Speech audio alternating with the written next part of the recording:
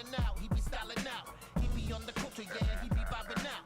Riding on the wall, yeah, you know what he about. He on that real shit, flipping the mic, ready to kill shit. Let him in the building, the killing, the curse, feeling me, spilling his words, healing his spitting his words, venom, a lyrical burst in him. Imagine like John Lennon. You know we laughing all the way to the bank. Yeah, we laughing all the way to the bank. They say we laughing all the way to the bank. Hey yo, even if it's sunny or gray, I make money all day, then count it up in the money machine. Laughing all the way to the bank, blazing the dank, then escape to the ranch, make a salad with craft. French dressing, blessing, DJs with a chest pressing, bang it on the air while I'm bench pressing. Is less stressing, pumping dumbbells than gun shells. OG style, crack your head like a nutshell. You get done well, cycle less back from hell, and even from a distance you get hit with the funk smell, baby. No time for hanging out. I put in this work, now I'm cashing out. Popping champagne with my campaign, smoking insane till I'm stone crazy in the membrane. While you're on the M train, looking crazy, man. You should be doing stand up cause you're making me laugh, cocksucker. You know we laughing all the way to the bank. Yeah, we laughing all the way to the bank. They say we laughing all the way to the bank. You know we laughing all the way to the bank. I roll like a Mack truck, running through your block, no backup. Homie, you better pack up, your style's all hacked up. Machete flow, act up, cut you down the sides, turn the track up. All you clowns make me crack up, don't get clapped up. Coffee in my cup, get wrapped up, like a gift all wrapped up. Put you under the tree, now sack up. It's the incredible, highly formidable, all cities certified, super individual. Body you on principle, it ain't a thing to me. Put your lights out, walk out casually. Another casualty, tear the stage down savagely. You don't wanna get on after me.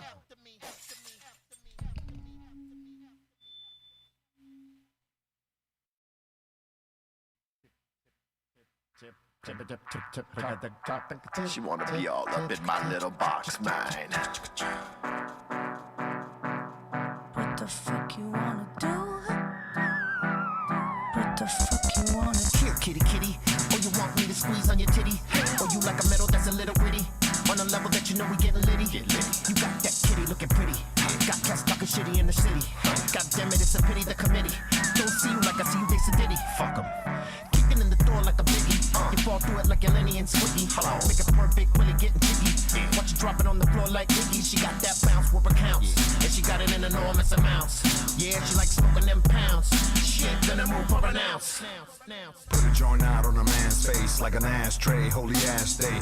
Take his ass out to this trash day. Take his table, take his bitch and champagne. Real psycho, plata o plomo. Watch how we kill a man for straight promo. Get the club jumping like a pogo. Pulling on my polo, that's a house to the fucking no.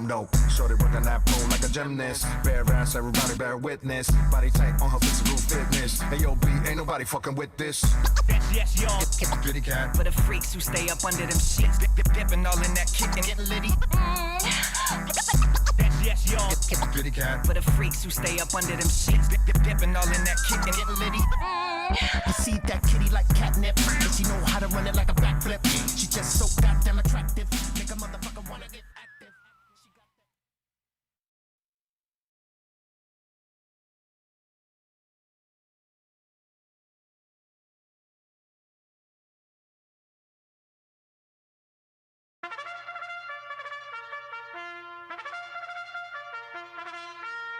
Disclaimer. This video, like all videos featured on this channel, is definitely intended for mature audiences. This video is likely to contain profane language. Content is inappropriate for minors. Video is not for kids. Welcome to the Dr. Greenthumb Show. Lord of mercy.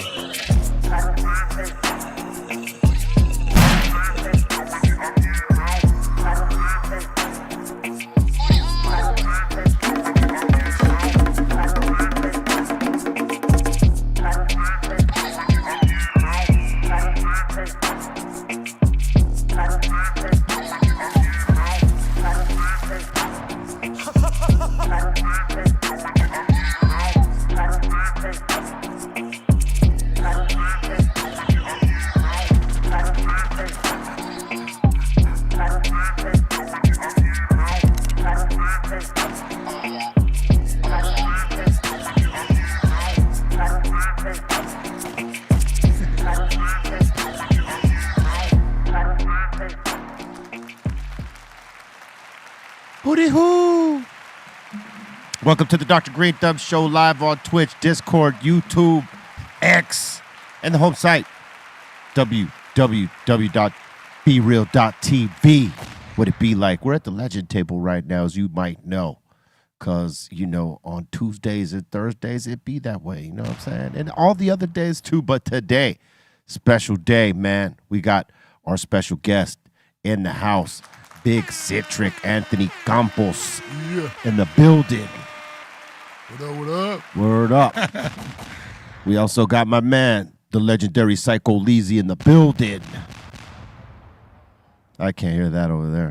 That was way too far. That was way too far, B. Cheers, everybody. No. Word up. We also got the Treehouse crew, Bolton Blanco, Bra Bra, and the Dominator. Yo, what up? We're doing good. Yeah, I know you are, man.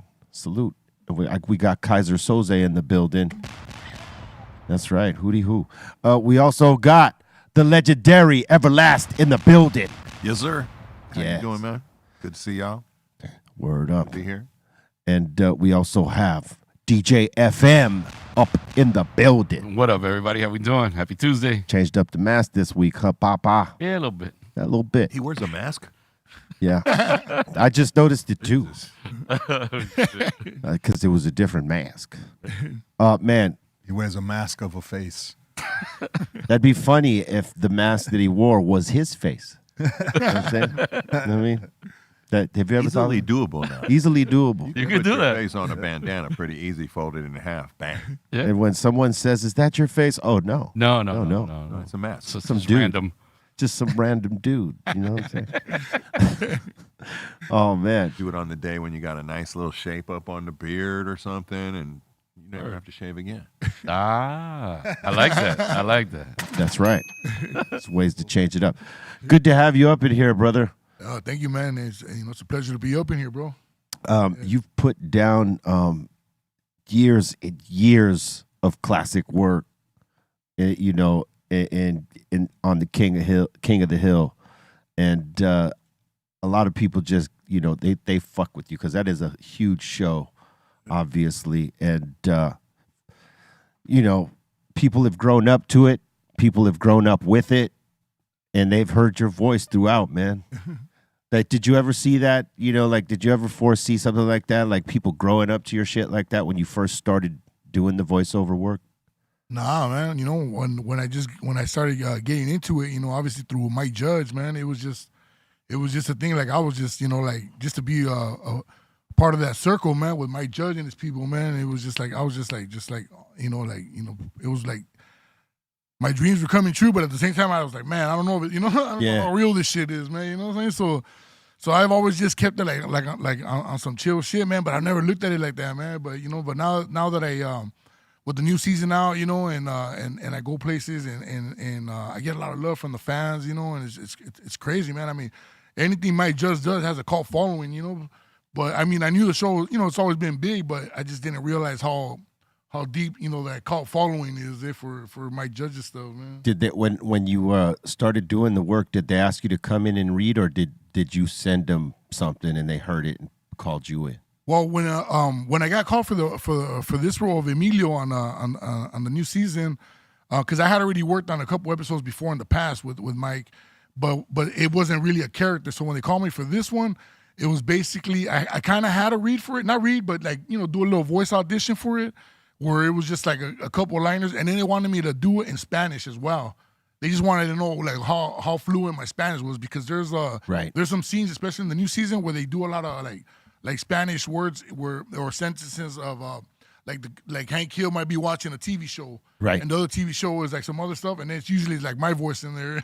Yeah. So they wanted to make sure I could speak Spanish as well. Yeah. So I had to put some stuff down on tape for them. So you did a reel for them? Yeah, did a little voiceover reel for them.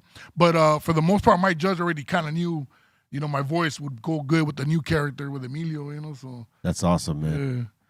I mean, for somebody like Mike Judge, you know what I mean, to like you know, recognize the talent and the way your voice cuts through on shit, and your adaptability that you could do different characters like that. Yeah, man. Yeah, I mean, you know, it's just one of those things where you know, in the beginning I wasn't sure, you know, I wasn't sure of myself, you know, just doubting myself, but it's one of those things where you just kind of the opportunity's there. You just got to dive into it, man.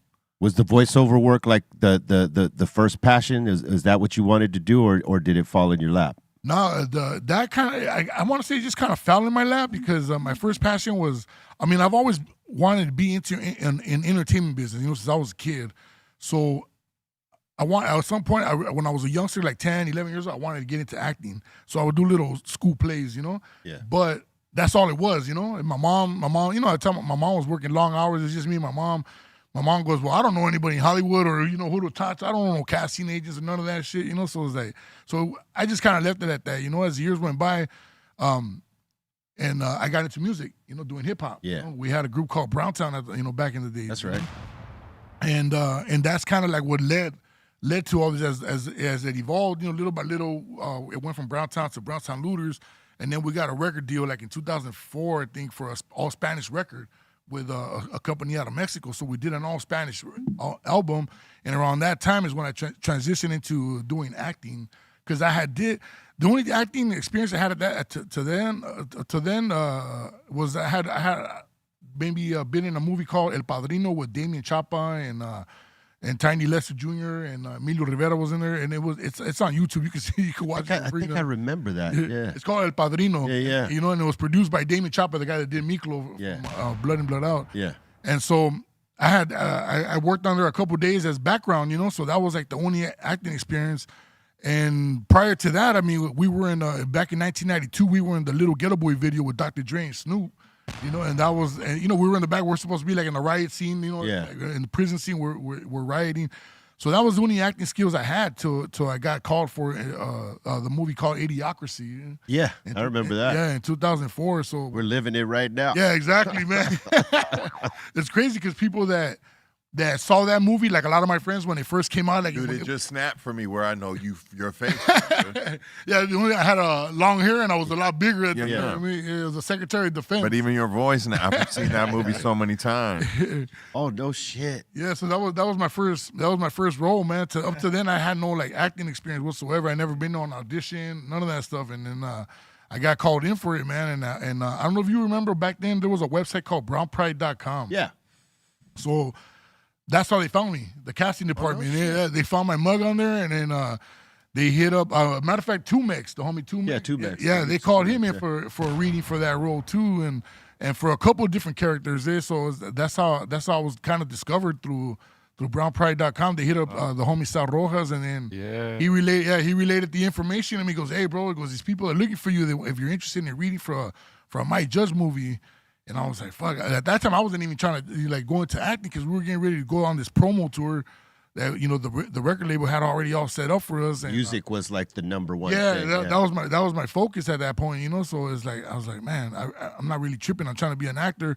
But my music manager at the time kept telling me, and all my boys, rest in peace, Brown Weddle, he kept telling me too. Goes, bro, just go, man. Goes, you never know. This could be a whole nother opportunity, another outlet for you, man. He goes, just go. So long story short, I went, man, and I nailed the audition, man. They liked it, and then they hit me up a couple of days later, and the lady goes, hey, Mike Judge saw your video. He really likes your video. Thought it was funny. He goes, he's coming in a couple of weeks, because he was living in Texas at the time. He goes, he's coming in a couple of weeks, and he wants to have a reading with you, man. So he came in, and I met him, and we chopped it up, and then he had me read for the Secretary of Defense and like three other characters. And that was it. We just kept it cool. We chopped it up and go, hey, we'll be in contact. And that was it. Like 2 months later, I get the call. That's awesome, man. Role, man. So, yeah, everything just kind of happened. Everything just like, and then after that, I kind of just started focusing on acting. I just kind of like, I still did the music stuff for a little while, but it just seemed like the acting world was just kind of calling my name more, and it just kind of just. It was opening up. Yeah, I started getting another role, and then I got one of the episodes of King of the Hill, the early seasons in 2005, and then. I did a movie with Christian Bale called Harsh Times. Oh yeah, that's right. Yeah, so I was a lot bigger too. Yeah, my role was was a crazy. My role was Casper with me and Noel G. Yeah, that's right. Yeah, Noel G. So so it just kind of that's where the direction I just kind of took it after that. And Harsh Times was the one that they wanted to it's the same people who created Training Day. Training Day and Fast and Furious. But they went with Training Day before Harsh Times because no one wanted to pick up Harsh Times because it was too aggressive. Yeah, it was too aggressive. Yeah, the ending was mad fucked up. Yeah, It was way more fucked up than the Training Day ending. Yeah, it had a Mino plot twist at the end. Yeah, So, the crazy twist. Yeah, so that movie, I mean, it kind of became a cult classic as well. Yeah, that's a cult classic for sure. Definitely. People are picking up on it now, Christian Bale, Freddie Rodriguez, Eva Longoria, yourself, Noel G. Noel G. It's an awesome fucking movie, man. Yeah, it's crazy, man. And then it was straight independent. Yeah. It was straight independent. Christian Bale was David nuts Ayer, in that movie, man. The writer of Training Day, he wrote it and directed it, so that was like his baby right there, man. Yeah, the big studios didn't want to pick it up. They didn't want to mess with it, man, because it was too violent. The end was crazy, yeah. Because he killed that role too. You thought, you thought he was absolutely mad. Yeah, everything Christian Bale does, man. Though, that fool just. He's like the antithesis of method actors, right? Was that the correct? Yeah, he would. I mean, not the. I think you mean he is the embodiment. The embodiment. There you go. The embodiment of method. This one's actors. killer right here. I think it is, isn't it? Though. That's all. That was a momentary pause. Hey, listen. I'll pause with you. I agree. This shit is on the one. Yeah, he is the embodiment of method acting. Yeah. There's others, but like that dude. He gets into his roles, man. Even when we were on set of Harsh Times, he was hanging out with us, like in between takes, and he was just like me and Noel were hanging out with the homies and we're chopping it up, and he was just there, just soaking up game, because most of his role in that movie, it was like he grew up around in the hood, Mexicans in the hood, so he's like speaking that lingo, so so he's studying everybody, man, the whole time he's there, man. Like he's in his own character. And I remember he had just got off of doing Batman Begins, and I remember my son was like 10 years old, and I took him on set with us right there. He wanted to get an autograph, He goes, I want to get Batman's autograph, but they wouldn't let him because he's in character right now. Yeah, he's not in Batman mode. Yeah, he's not in Batman mode or Christian Bale mode. He's in character right now. You don't want to get screamed at, right? That becomes a meme and a YouTube video and a. What? Yeah, you don't remember? He's the guy that like went off on somebody just for walking through his eye line. Yeah, right? Like, through the eye line. Yes. Oh, man. It was like some audio. Fucking work here. And I was like, whoa. Hey, okay. You know what's a trip is after that particular thing happened, like on a lot of movie sets, they started banning phones from recording or filming shit, so they didn't catch somebody like him snapping on the set. Because he totally snapped. Yeah. Oh yeah. But I get it. I get it. You're focused, and someone just walks in your line and throws you the fuck off when you're. He's one of them cats though. Is beyond focus. He's like that Daniel Day-Lewis type shit, where it's like he's been living it for 2 years, getting ready for this, and you just fucked it up. Yeah. You fucked up, yes. All that preparation, you fucked it up. I'm not excusing it, but I'm like, I can understand. Like, he committed to that shit. He studied for it. He became it. Well, yeah, that's like if you're singing a song, right? You're in the studio booth, right? And you're fucking nailing it, and someone walks in by accident. Oh, fuck, I didn't know you were in here. Excuse me, coming through. Watch out. They're getting yelled at. You know that? Of course they're getting yelled at. They're getting thrown out of the studio. It throws out the energy, man, the vibe. Yeah, and you got to do it again. Yeah. Thank God there was no phones. Man. I mean, fuck even that. Just arguments between homies, like amongst groups and about things and shit. Shit happen. Yeah, man. Nowadays, they should be on the fucking socials and everything. Everything's out there now, man. Yeah, you got to be careful exactly. What you do. Like groups anymore. Yeah. If you pop off on someone in public, so it might get got. I mean, shit, you could just be eating dinner with your family or your friends or whatever. You know what I'm saying? And they get that. The problem is, they don't get the whole context of the situation. No, You know what I'm saying? Everything that ends up on the internet is just the fucked up part. They send it over. Send it over to TMZ. They were partying all night, and I'm curious, man. Was Christian Bale asking questions like when you were like talking slang? Were they like? Was he like, what does that word mean or anything like that? He was probably just listening. I mean, right? he kind of did. I remember he asked Noel a couple questions, but for the most part, he was just there, just looking at us. just checking out the lingo, and he had already studied us before that, you know. And I know he hung out with Noel a couple days before that, you know, like a couple weeks before the shoot. He was or a making sure couple he months, could you know. pass. So yeah, he was falling in with them, trying to make sure he could pass. Yeah, Let me see if I imagine can have he's a like conversation in And this. it was, and let me That's ask you, legit. this is all raw talent, right? You never took no acting lessons or nothing, right? nah, not at that point, nah. That's dope. Yeah, That's dope. So you were just going in there on reads. To me, Yeah. sometimes the raw talent is better. Yeah, I mean, than anything. That's like if you listen to a comedian, the raw Yeah. hood comedian is always the actors, the rappers, you know, the exactly. Yeah, no, I mean, it's and a lot of times that's what a lot of these casting directors, that's what they look for too.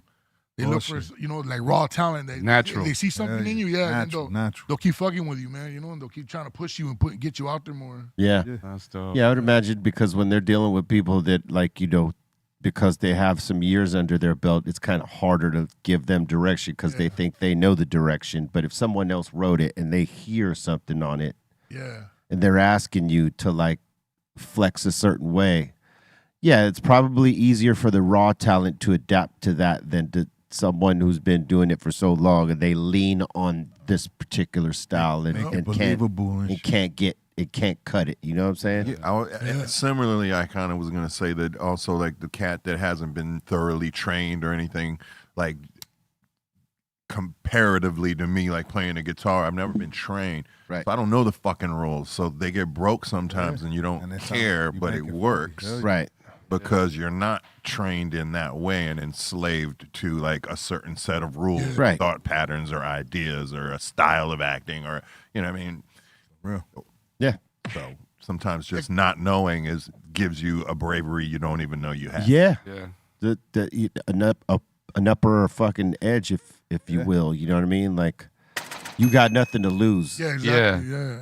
Because when you go to acting classes, you take classes, you know, they teach you a certain way. You know, there's like a structure to it, and sometimes some movies and some movie roles or TV roles that don't require all that. You know, they want authenticity. You know, so they want old shit, old rules. Yeah, they don't want to feel like you're acting the role so much. Yeah, exactly. They want you to be it. They want it. Yeah, exactly. They want you to be it, man. So they want it as natural as possible. So. That's how a lot of cats get in the industry these days too, man. Yeah. Usually, unless a director directly wrote the script, that guy's looking to make something anyways, slightly. You know, that's the script is just his outline. Yeah. So things that happen along the way sometimes are the things that like make the whole thing. True that. Better. Yeah. No, it's real talk, man. You know what I mean? The adaptability, you know what I mean, to be able to, like, you know, snap something in that you didn't expect in the beginning. How many times has the best thing on a song or a record been a happy accident? Yeah, something spontaneous. You didn't plan it. It just sort of Same happened. principle, man. Yeah, no, that's real shit, man.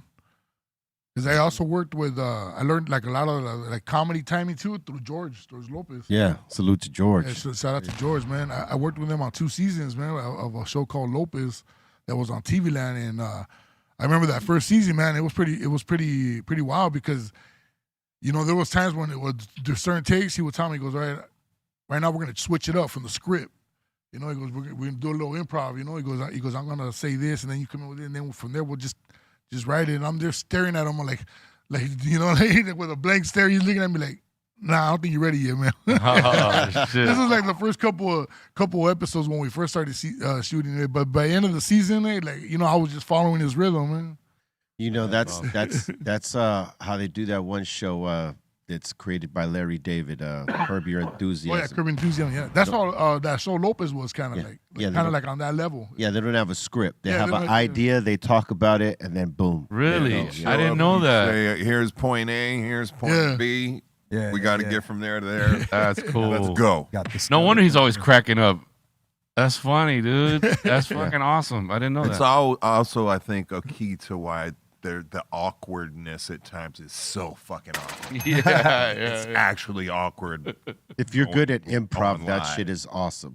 You know what I mean? And It's a lot pretty of genius, And man. a lot of people that do that show are, you know, When you go back and watch the original Seinfeld series, it's very obvious to me where about 90% of the actual funny shit came from, and that was Larry David. Yeah.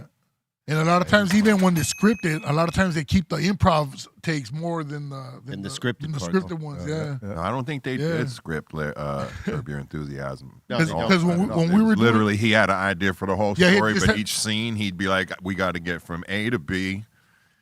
We're in a car. Yeah. Let's go. We're at a golf course." And, so all these little things that would happen. Then they, I'm sure they wound up doing them 10, 12 times, and they evolved. Yeah. But it's kind of like the way like I would write a rhyme. I can't write them down, so I might go in and spit 6 bars and then sit on those for fucking 20 minutes and then come back with another. It's so I'm sure they built like that, but and then it just gets pieced up. Yeah, yeah. Because that's all the show Lopez was. It was mostly scripted, but the writers let us go off script. Just as long as we stuck to the storyline. Yeah. So that's what was cool about it, man. That you could just kind of just do your own thing, man. As long as you're on that same storyline, you're good, man. They weren't even tripping, man. Yeah, the storyline's what's important. What goes in the middle. Yeah, and George would throw in a lot of punchlines in there, man, that weren't on the script. So you know what I'm saying. So the directors, writers would be like, keep that. Yeah. Yeah, and he's got a lot of those one-liners, yeah, punchlines. They gotta tell you keep it clean, right? Or you because dirty. It could be dirty, or for TV, because it's television, so you know what I'm saying. They're trying to maintain that PG. Yeah, definitely. But there was still some things that slipped out, that slid. We got away with certain things, Yeah. And that always happens. You know what I mean? The little things that fall through the cracks and they don't know. Yeah, exactly. You know what I mean? Until it's too late once it's out. I mean, that's the thing of creativity, man. You could be that clever where they don't even catch it. Yeah, exactly. In music and TV and film, all that shit. I just heard Lady Gaga confessing that in that part where she says poker face, she's actually saying, poker face. she like confessing to it, and now when you listen to it, you can hear. I'm like, oh, she really did say that. And you're right. You can hide it. You can be clever about it. What is it called? Double innuendo or something like this? Yes. What'd you say she said? That part? She's like poker face, poker face, and she's saying poker face. No, maybe that's what she, maybe that's what she, you know what I mean? But maybe that's that much of a difference. maybe that's what she means. But she's saying poker face. She's not saying fuck her face. That would never get on the radio. I saw a video. It could have been AI because nowadays I don't know what to believe. It's AI. But it looked like she was admitting that that's what she said there. Yeah, I guess here's the problem I have with that. Now, while I was starting my questioning of the witness is. Why would she confess to that when that would absolutely destroy the record from getting played anymore? Like on like radio. They found out like, oh, that's literally what you said. We have to write that as the lyrics now. Ban it now. As the FCC, she'd be done on public or on radio. She should change her name to Lady Gaga. Why? Why should she change her name to Lady Gaga? That's just my opinion. But that's not saying an opinion. That's just making a statement. You don't like her music? Nah, she's cool. She got a few joints. I'm just fucking with her. I know. Cause that's my homegirl and shit. I hear she smokes a lot of weed, son. Really? Yeah. Oh, shit. Yeah, that's what I heard. Yet she has not come to visit us. I was about to say, why the fuck she ain't on the fucking Greenthumb highest show on the planet? Because she's smoking that caca. Call her. Let's call her up right now. I'm officially calling bullshit on that until I see it. That ganja. Yeah. Shit. What was I gonna say? How many asses did you have to kick while you were working security for Master P and No Limit? We got to a few altercations, man. Oh shit! We got into a few, man, and then it was during that time when the whole feud with Cash Money Records was going on, man. So we got into some shit a couple times, man. But man, yeah, but before that, I was working security at the House of Blues in Hollywood. Yeah, and so that's how I got picked up. That's how you got. Yeah, because Master P happened to own the company I was working for at the time, because they have House of Blues security. Oh no shit! And then they have another security that they bring in from outdoors, because House of Blues security wasn't allowed to touch the guests, Yeah. So they would contract us in there, and then it was like fuck it, it was a free for all, man. So when they would have those crazy rowdy shows, man, and fools were trying to jump on stage, you know, we had to be knocking fools down. So I guess, you know, Master P took a notice to that.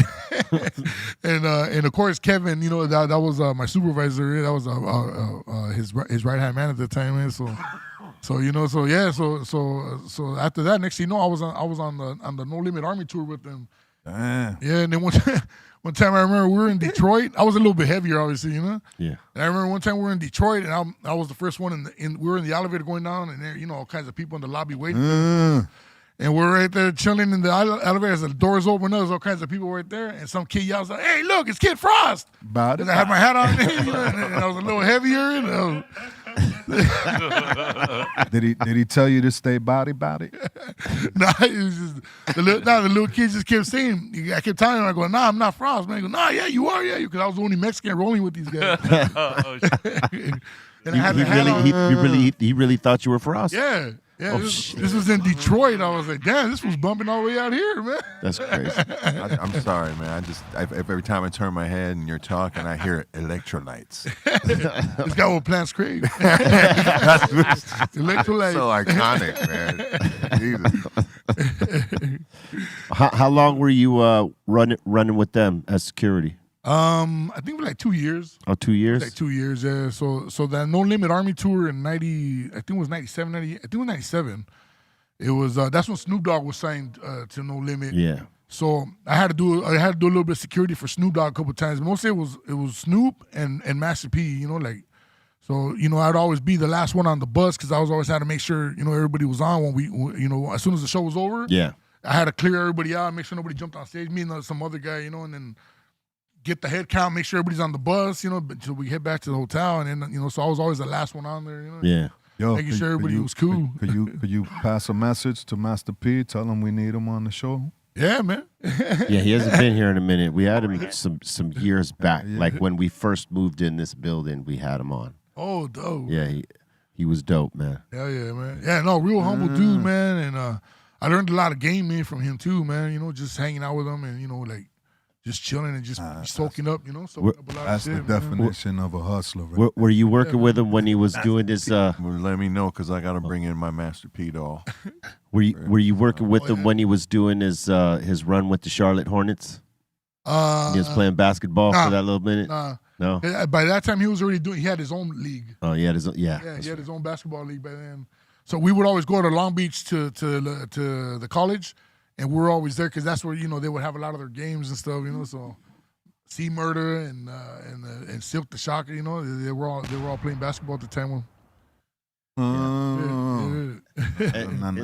It's crazy that they were like at the beginning of this whole movement you hear now in rap music, not necessarily hip hop part of it, but the rap shit.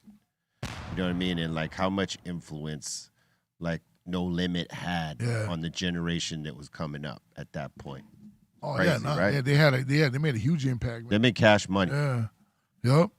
Yeah, they were dominating. Both labels were dominating that whole era. I remember it was like, man. Yeah, they brought the South up. Yeah, they brought it up in a major way. Yeah, man, that was sick, man. You know, they're hustling. You know, everything was on point, man. They were on it.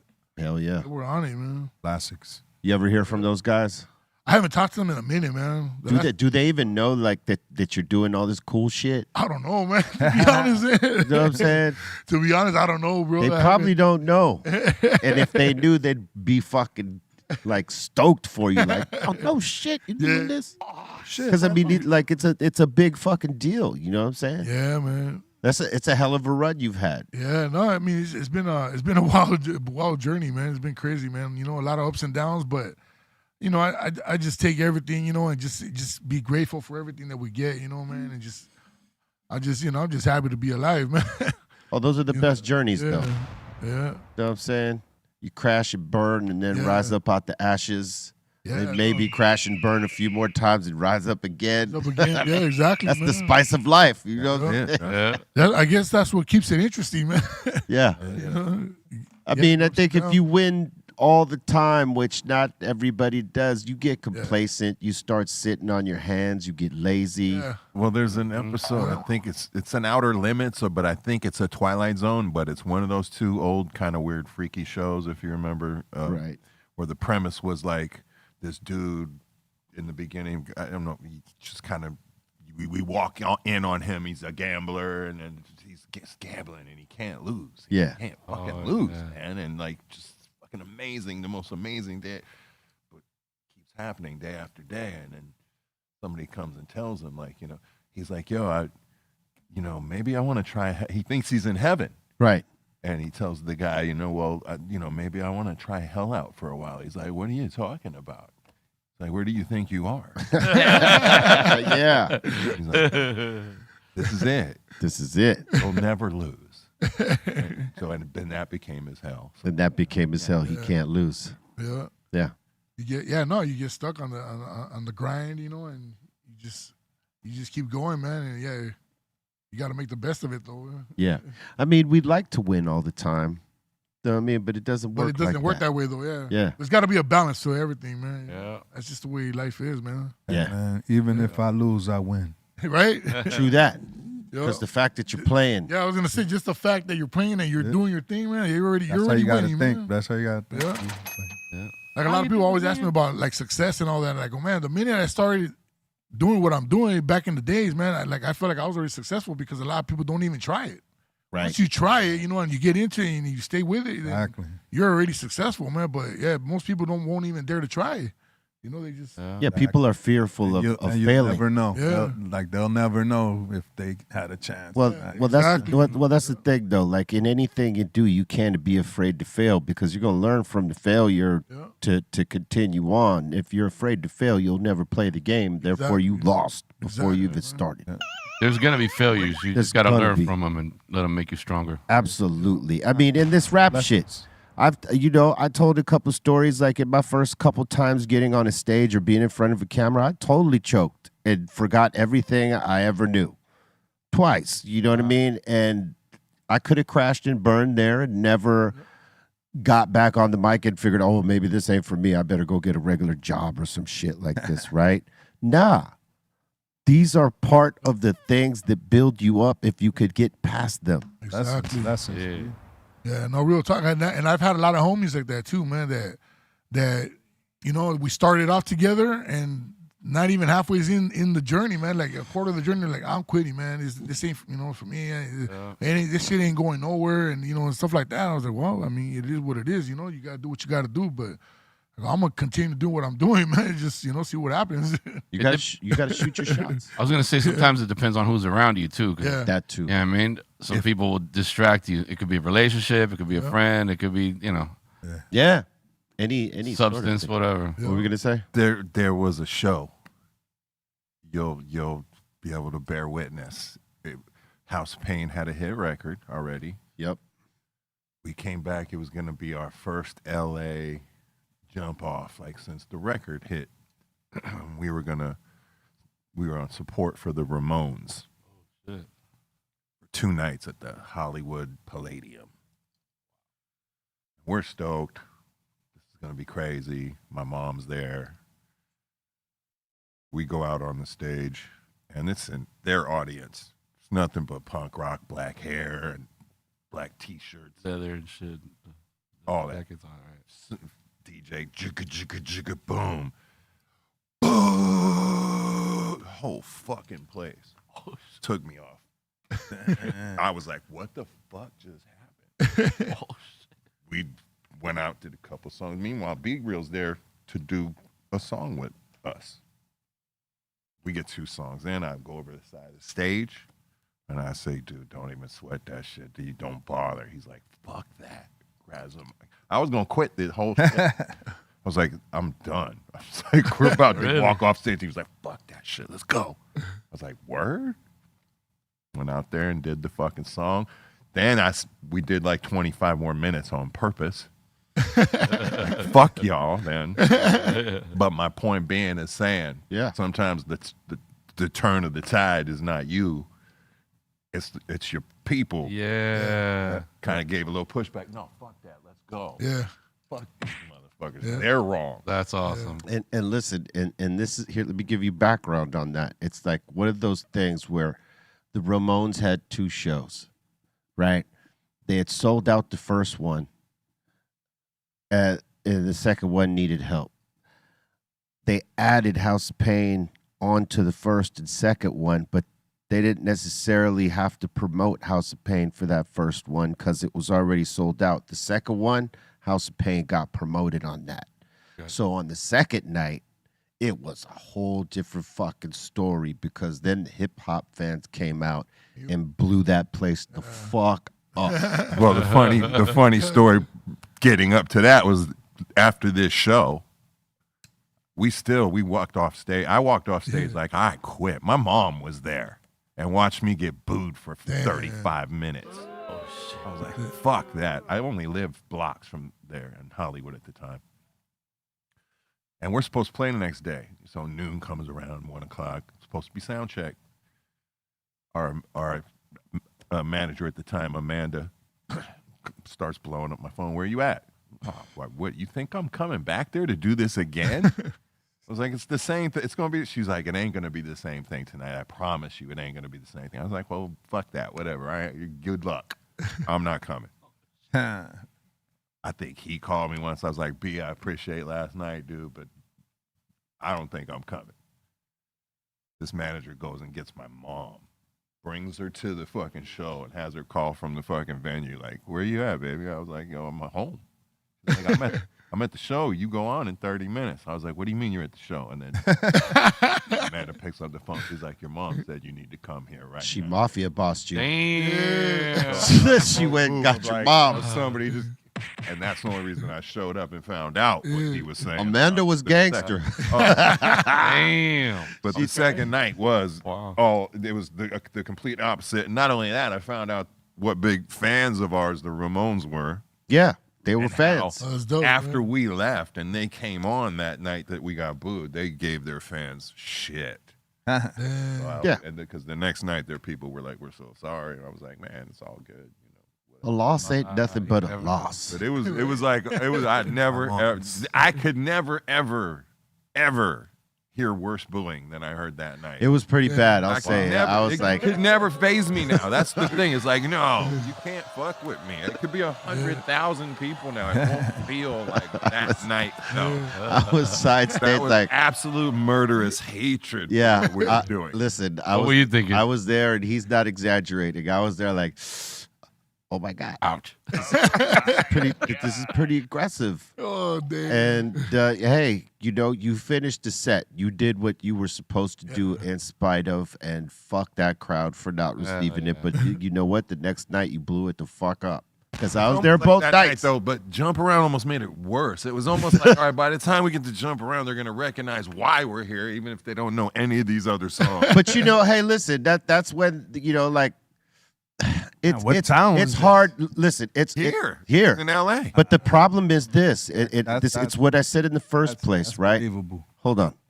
It's what I said in the first place. The Ramones sold out that first show without anyone being on it. So there was not even a trickle of a House of Pain or hip hop fan in the building on this first one, because these are straight up cult like fucking Ramones fans, and that's all they want to hear. Now, hold on. Now, that could happen to anybody. Yeah. Because that's happened, right? Where, like, you might, like, I don't know if this has ever happened for the Beatnuts, but let's just say KRS-One called you and said, we got this show. We need the Beatnuts to open, right? But let's just say that show was already sold out. They didn't have to promote you. Yeah. And you go on thinking because it's a hip hop show that people are going to fuck with you, right? And maybe those fans, those particular ones are just hardcore KRS-One's fans. They're sitting there bobbing your head waiting for you to get the fuck off. You know what I'm saying? That happens. I mean, it's happened to us. I mean, shit, I'll tell you what. We were doing a show with, I was in Prophets of Rage at the time, and we were opening for or supporting Eminem, right? This show had sold out before they announced us on there. It was in France somewhere, I think, right? We go do this show, and listen, we're playing a combination of Public Enemy, Cypress Hill, Rage Against the Machine songs, along with new music that we created in this band. And everywhere else we went, mosh pit, stage dive, crowd surfing, all the wild shit you used to see in the 90s. Every show, we get to this show, we do this, we get on, and those M fans were like this. Damn. Fuck off. But it happens. Where's M? Hurry up. And we didn't take it personal because it's like, we know we got added to a show that was already sold out. And that's what happens to an opening or support act when the show is sold out already without you being on it. Hardcore. It's hardcore. I hate to argue at all, but they wanted us dead. Well, no, listen. They weren't just. Hold on. I would have took Naughty. Time out. I'm not. Listen, I'm not arguing with you about who had the worst thing, and I'm not trying to one up you. What I'm trying to say is that this happens to many groups that go open for anyone when the show is already sold out. But it's just it's an uphill battle for you. You know something else. The Ramones fans are old as fuck. So when they see these young motherfuckers, well, they weren't that. Well, hold up. They weren't that old then. They were like maybe in their 30s, older, right? Motherfuckers. Would you say the oldest at that time? Because this was '92. They're a little older. They were a step up. About 30s, 10 years up. Yes, they weren't that old. Probably. They're just hardcore Ramones fans. They didn't like hip hop. Pretty much that first night were Ramones fans that didn't like anything but that type of shit. Punk rock. They didn't like things beyond hip hop. Right. Yeah. Now, the second night, there was a combination of House of Pain fans and Ramones fans that were open to other music genres. That's dope. And that's what was the cool part. That second night, that was the real night. The first night was on everything on God. If it would have happened 2 nights in a row, I probably just would have never got on another stage. It does fuck with you though, man. Yeah, it does. It does fuck with you. Man. It does. I mean, kind of just like snap out of it, man. Listen, I've never encountered what he encountered in terms of that booing shit. Because you were there and you stepped out on it with me and enjoyed it with me, brother. That's what I'm saying. You volunteered, as a matter of fact, to no, fuck that. We doing this. Hey, listen, the only thing I could compare to that is Beck on Lollapalooza stage when they start throwing grass at him. This is before he blew up, before he had the hit, and he's still kind of working it. They didn't understand him. They peeled the sod out from the grass area and just start not throwing it on stage to like it be a fun thing. They were throwing it at him. Now, they weren't booing like that, though. But they were throwing the grass at him. Wow. Those were the two worst things. Oh my God. Yeah, you got the ultimate boost. I don't think I've ever heard fucking crazy. Yeah, it was bad. And vile tone. It was bad. We need to do that. That I heard that night. Skit. I Like, swear on that. everything.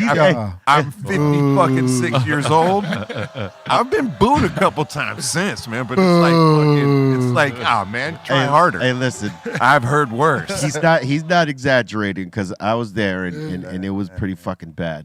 Rough. But you got through it. And that's the whole thing. You got through it. And again, because you stepped out there and were like, no, dude, fuck that. We finishing the set. Oh yeah, man. I was like, all right. We're I pros. think what we did was it was like going to be put your head out and then fucking jump around. And I just leaned over to you like, don't even trip. I'm just going to do this. Yeah. And you're like, no. Because at that point we had been like throwing shit at the audience and rapping at them mad. It was like a fight. We were just like rapping. You know what it was? Fuck you. It was what they call a battle of wills. He was right? like, we're not getting off at a certain. And then when he did that, it was like, oh, we're absolutely not getting off. In fact, in the crew, I'd have to say it's probably the first time any of us broke the turntables and just started like. Nah, that wasn't the first time. That was not. Dude. It wasn't the first time. It's the first time I remember. So first time you remember, but it wasn't. Winging that shit at the audience.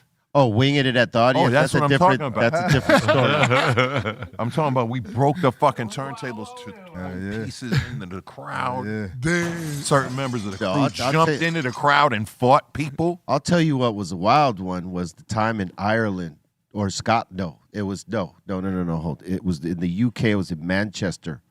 We were doing the Soul Assassins tour out there, and Lethal got into some shit, and our crew guy went to back him up because he forgot his backstage pass, and one of the security guys like You can't come back here, but in a very thick Manchester voice, right? Oh, damn. And and our homie at the time, Snow, was like, "Hey, he's a part of the crew. He flashes his pass. He's with the House of Pain. He's with us. Come on."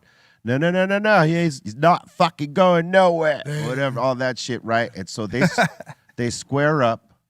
They square up, and our guy gives it to him, a fair one though, like just the 1-on-1. Nobody jumps in. Blah blah blah. So as he walks off, someone throws a chair at those guys. I don't know who it was, but someone throws a chair at him and his guys as they're walking off after the fair one. Like, oh, you want to throw chairs, do you? Oh, damn. So they go start breaking down the fucking lighting trusses and getting the pipes, and they're on their way to the House of Pain bus. Oh, remember that? They broke all the windows out on the way out. You're telling the story very accurately. Hey, we snatched one of their guys on the way out. This is how they don't end up coming on the bus and because they all had lead pipes. Yeah. We didn't have shit, right? So we grabbed one of their fucking homies, snatched him on the bus. If they come up in here, you're the first one getting fucked up. Yeah. And we held him for like 2-3 blocks. Well, till we got away from them, and then we let him off the bus. But they smashed all the windows. Dude, it was fucking crazy. As we start pulling away, it's like pop, pop, and these are huge fucking. Yeah, they were giant windows. Damn. Like we were literally driving windowless by the time we got a block and a half away. Damn. Yeah, we took their homie hostage for a couple blocks. That shit was hilarious. We let him go. No one beat him up though. They just got mad because someone threw a chair at them in defeat. You know what I mean? They're already defeated. We're walking away from the fair one, and then someone threw a chair. It wasn't enough. It wasn't enough. Yeah, man. It was uncalled for. Yeah, exactly. But and then it got out of hand. What'd that cost y'all? A relationship with a bus company. Well, that part.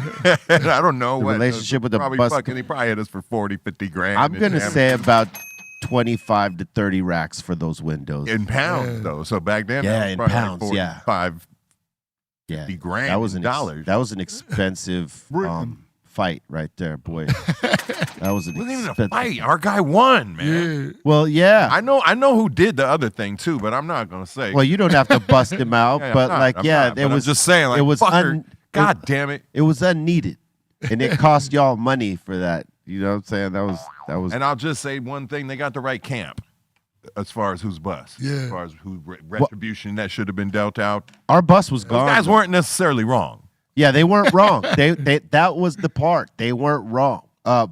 Our bus was already gone, so they couldn't target our bus. Is that why it was? Everybody was jumping on ours, going back to the port. I got it. Yeah, but still, that's why everybody jumped on your bus. Ours was karmically right in that moment. I'll just say that much. But fortunately, we got our hands on that one guy.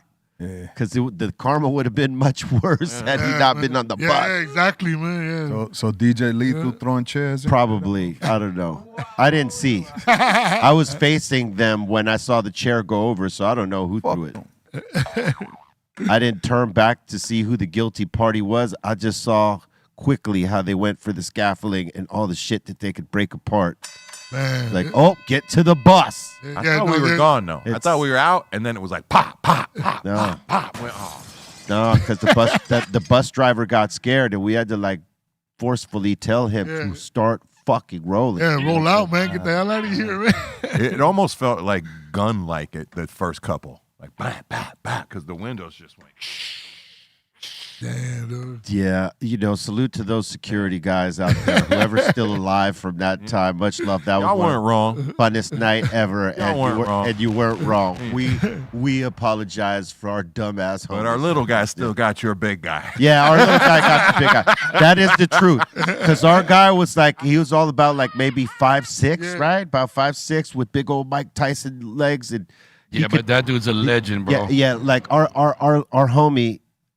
He was like the dude. He was like the giant killer. He could take dudes twice his size down, pick them up, bang, bang, bang. Right? So again, he's 5'6", and he would take on someone 6'5" and roll him. Yep. And so they didn't. Homie didn't know that. Yeah. And homie wasn't much bigger than our guy, but he definitely had some size on him.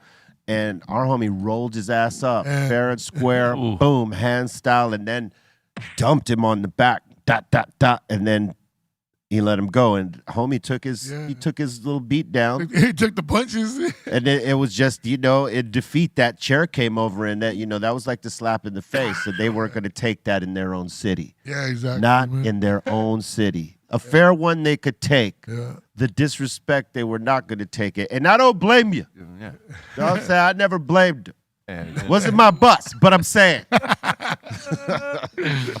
the right person paid the tab. The right person paid the tab. The right person paid the tab. Trust me. Yeah, that is all your fault. I know you gave him a talking to. I know you had to have. Shit. Ooh, if they're watching, they're probably turning red like right now. Damn, that was me. Fuck. They're getting heated all over again. Back in the 90s, every crew had their one troublemaker or two. Yeah. No, it never failed, man. Especially when you're trying to bring some of the homies from the neighborhood, just to show them, show them a different lifestyle or whatever, man. And there's always that one fool, man. It's just, it gets but some adapt, because you adapted. Yeah, exactly. You know what I'm saying? And listen, I was a gangbanger before I got into any of this shit. And which is why a human got snatched up as protection for us, because I wouldn't have thought of that shit. Yeah, well, but it definitely saved our ass. We carry some tactics on over, but like. A little collateral. Lateral damage. The ability to adapt and not bring so much of that shit to the party, and like be accountable and responsible and take your opportunity and build momentum off of it, and don't be stupid. But not everybody could do that. Yeah. You know what I mean? And some people fucking lose grip of it, or they're just not built for it. Like, because I used to bring try to bring homies from our hood, and some of them could adapt and some of them couldn't. Some couldn't, man. Yeah. It's just one of those. Yeah, it's like a jungle, man. Yeah, like a jungle. I mean, man. I know you had to deal with that too on your end. You know what I'm saying? To a degree. You know what I mean? There comes that point where you become the guy in the crew that kind of doesn't go out anymore. Yeah, and avoid the lawsuits. Yo, avoid the drama and shit, man.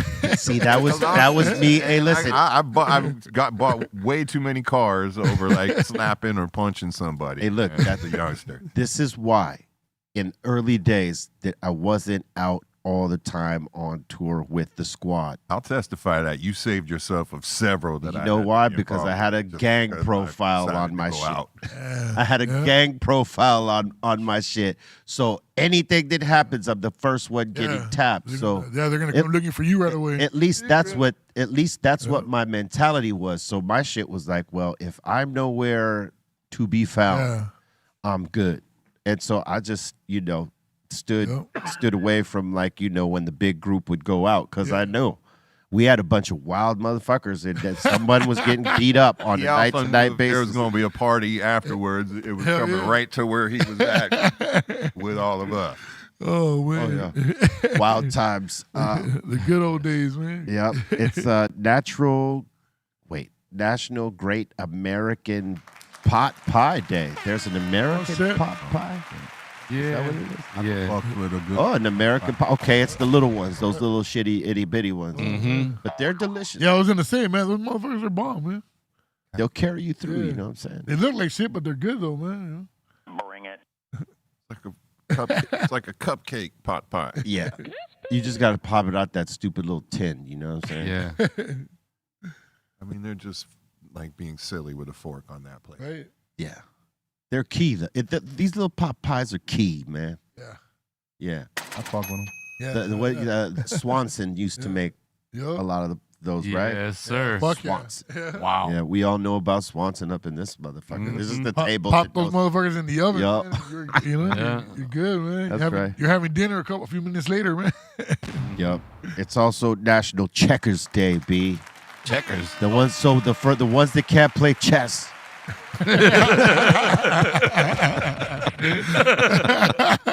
He It's just actually disrespected the entire checker community. What are y'all going to do about that? Is it a different checkers? It has nothing to do with the board game. Oh, you mean just the pattern? Yeah. Oh, gotcha. All right. Mine sounded better. Oh man, Mine sounded better, right? Yeah, I like that one. Felt like the Be Real Checker tournament was about to go down. Oh yeah, no. Oh shit, no. Oh yeah. Started in 1952 when Richard Nixon gave his famous Checkers speech, and in the speech he defended himself against accusations of financial abuse, and mentioned that his family had received a cocker spaniel named Checkers as a gift. Wow. Oh, Celebrates dogs as loyal companions. That's a pretty good name for a dog. Yeah, Checkers. Yeah, hell yeah. Yeah. Word up. That dude almost got in trouble for getting a dog as a gift, and our guy just got $1 billion jet from a country. Yeah. Yeah, well, you know. The golden calf gets his attributes, right? Yo, they got them burgers out here, the Checkers, right? The restaurant. Yeah, they got Checkers over here. Yeah. I think that's what I thought in the beginning when you said Checkers. See, we all got a different take. Did you know it is the birthday of DJ FM? Happy birthday, FM! Did you know that? I didn't know that. Well, I'm here to remind you, dog. Thank you, brother. Happy Thank birthday, you guys. man. Appreciate that. Yeah. Good to be here, man. We didn't get the year on here because they want to give away his old ass age. You know what I'm saying? Oh my god! Thank Dom for that one. I got to a point already where I don't even care, man. 47's not that old, man. I just don't put it out there. He's 58, man. What? Damn! I'm just kidding. I'm gonna retire. I'm retire, man. Yes, I'm gonna retire. Did you know it is the birthday of the legendary John Coltrane, born on this day in 1926? No way! I did not know that. You share a birthday with John Coltrane. Son. Oh, I love Coltrane. That's dope. I'll tell you what. Told you there was something cool about you. You know, listen. When I was in my 20s and I was angry, I could not listen to any jazz. You know what I'm saying? It was just too mellow. It was not necessarily mellow, but also too colorful for me. You know what I'm saying? Yeah. I was very much too angry to appreciate something like that. As I got into my 30s and 40s, I started listening to different things like jazz and classical and shit. But still, jazz was the hard sell. I could listen to classical all day, but when I got into my 50s, love jazz. Everything changes. Yeah, it's like your palate changes. Once you get to your 50s, it's like a lot of shit just changes. Man, you start liking shit you just never thought like. Never give it a second thought. I used to be like that too. Like not so much jazz. I wasn't really into that jazz, but as you got older, you know, you just appreciate real instruments, real music and shit. So. Yeah, when you make music too, you can appreciate jazz. A few decades ago, I read a book about the whole Miles Davis kind of blue record being recorded, and that made me listen to that record. And I've loved that record and explored. Oh, Miles Davis, he's a fucking genius. Yeah, he was. That record in particular you ever hear? It's considered one of the greatest. You ever hear him redo? But how I got into jazz. You ever hear him redo Human Nature? I have. No, man, it is fucking awesome. Oh, yeah. Really? Yeah. Michael Jackson's Human Nature, where he's playing, you know, the bits of Michael's cadence. No and way. his band is super fucking tight. Wow, I gotta look that up. Yeah, they got a few live performances on YouTube of him doing that shit at the, you know, a number of jazz fests. But like, killing it. There's a guitar player he has. He's actually a bass player, but he's when he got into the Miles Davis band, he grabbed the guitar instead because there was another dope ass bass player there. But there was something that Miles liked about his playing that he thought, hey, you should pick up a guitar. And then he said in an interview, he goes, man, I hated playing with Miles Davis the first, you know, few years because like I wasn't sure and you know, I was just kind of doubting, like, why was I there? And then he told me one day, play half of what you play. And it clicked in for me. That's what he says. He says, play half of what you normally play. Wow.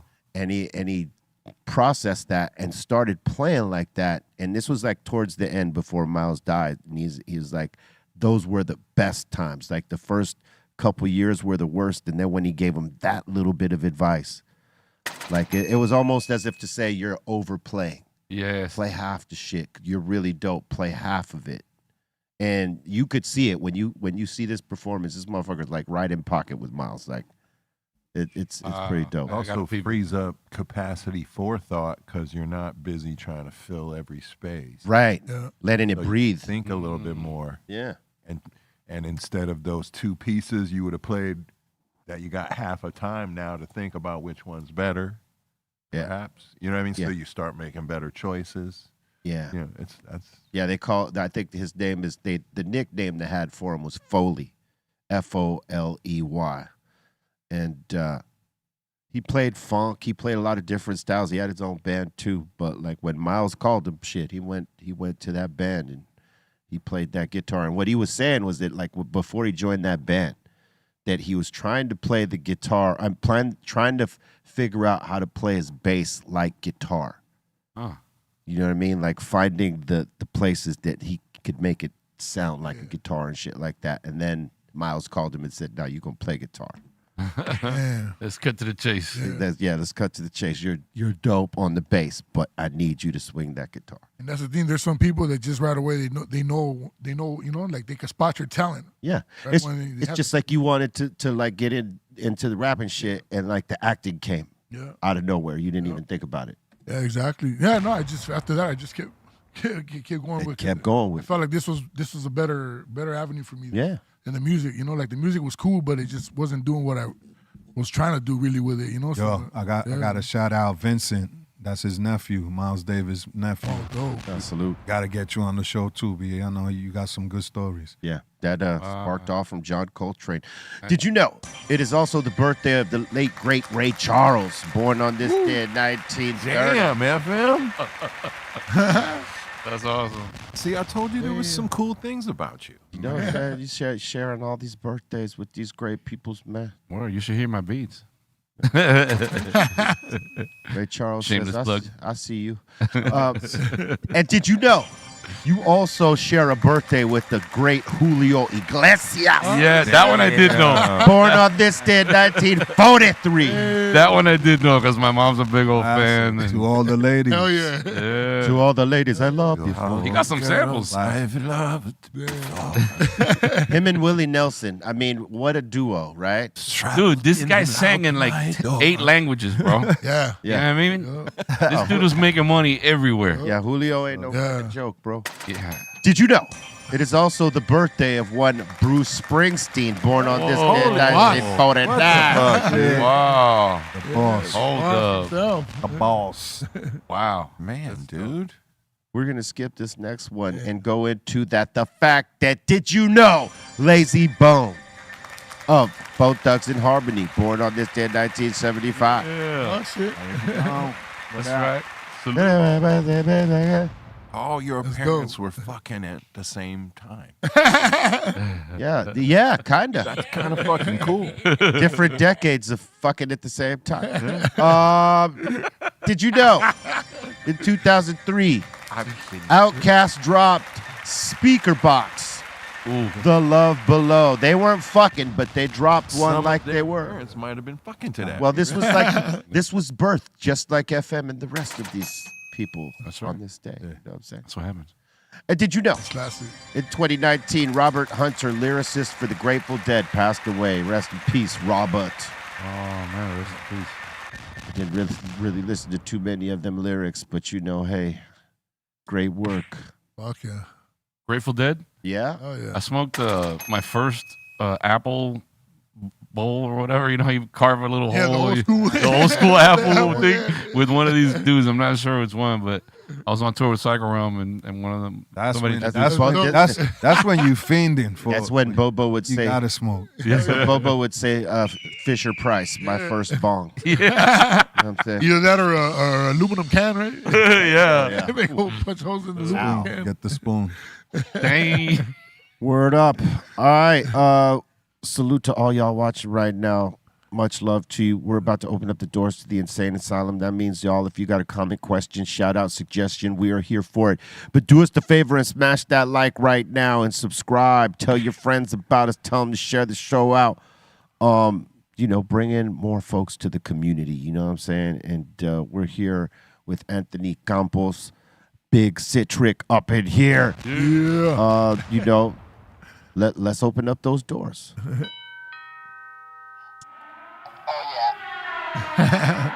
Welcome to the insane asylum. All right, let's do this. Yo, Anthony, I'm seeing here you did voiceover work for Grand Theft Auto 5. Yeah. Are you going to be doing that for Grand Theft Auto 6? I wish, man. I did it. I did one of the Patreons. You know, they're walking around. You know, the one of the cholos in there. So and it's crazy because I've been playing PlayStation 5 for the GTA 5. I mean, for so long, and I never heard my voice until maybe I don't know, about a year ago. You remember what you said? Man, I remember I got into an altercation with one dude, and I'm like, I'm gonna fuck you up or some shit. Then I yelled some shit in Spanish, and, you know, all kinds of crazy, hijo de tu pendeja madre, you know, all kinds of shit. Just man, I remember we didn't even know what we were doing. They hired us, but we didn't know it was for GTA 5. Oh no shit. Yeah, so when the check came in, and then it said Rockstar on there. And then my son, when my son saw the check right away, he saw the logo. Oh, that's for GTA 5, man. I wasn't even keeping. So up he with told you what? Yeah, he was the one because he's the one. He's big video game guy, so he knew right away GTA 5. That's it. So the agency got you the gig, and you just went and read it. Yeah, I was working with that at that time. I was working with Suspect Entertainment with Manny Jimenez. Right. And they got us the deal, and they brought us all into the studio. Nobody knew nothing. We just thought, we're just doing some voiceovers for something, we had no clue. And, we're just sitting there doing our thing, man. They brought maybe 6 or 7 of us in there. And yeah, we took our turn in the booth and everything, and that was it. And then I signed here, and that was it. All right. And then when the check came in, on the logo on the check, it said Rockstar Games. I mean, hey, listen, that's huge. I'm gonna look for you in the game. Yeah. Every time I see a cholo, I'll be like, let me hear that shit. Let me go talk to him. Yeah. Hey man, millions of people play that fucking game. Hell you know what I yeah. mean? So I they play hear your that game. voice. You know what I'm saying? Well, it's crazy because I had a lot of people always telling me, he goes, "Hey, bro, were you in GTA 5 by any chance?" I heard you in there. It sounds like you, bro. Is it you? Yeah, it was me. But I never heard it. Barely about a year ago. But you didn't know for a long time until your kid told you. Yeah. Right? Yeah, that's crazy. Yeah, it was a trip. Well, until the game came out, Until the game came out. Yeah, because we got paid literally right before the game came out.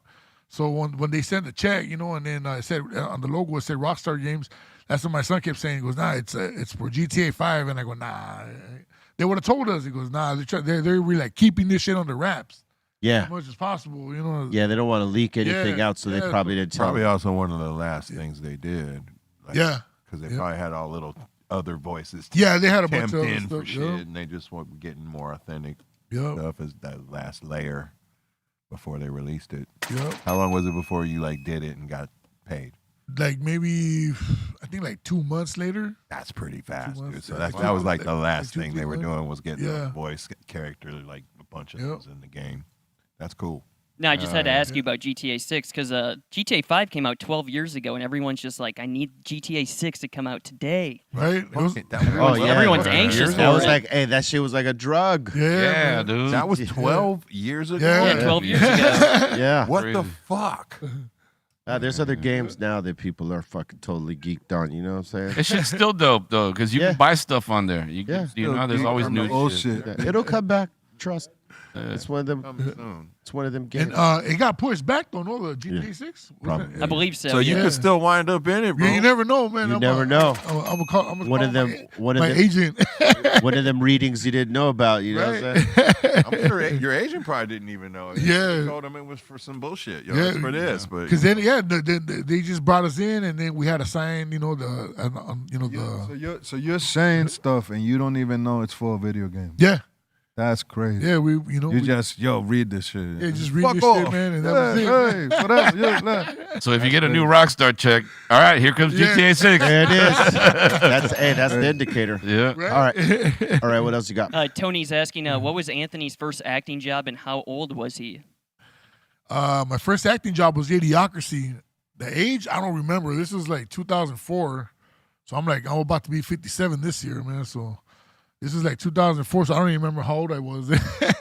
Probably I don't know, 20 something, I guess, or I don't know, 30 or no. Fuck, I don't know. I lost track, man. But Idiocracy was my first movie, man. 2004. The very first one. And then it got released in 2005 around there. To be in a classic, a cult classic in your first fucking shot. Shit. Because that is a cult classic. Yeah, no, I mean, Everlast said it earlier. Yeah, no, it's crazy, man. It's just, like, and the people that saw the movie, like friends of mine, when it first came out, because it only hit selected theaters, because they really didn't put a lot of marketing behind it.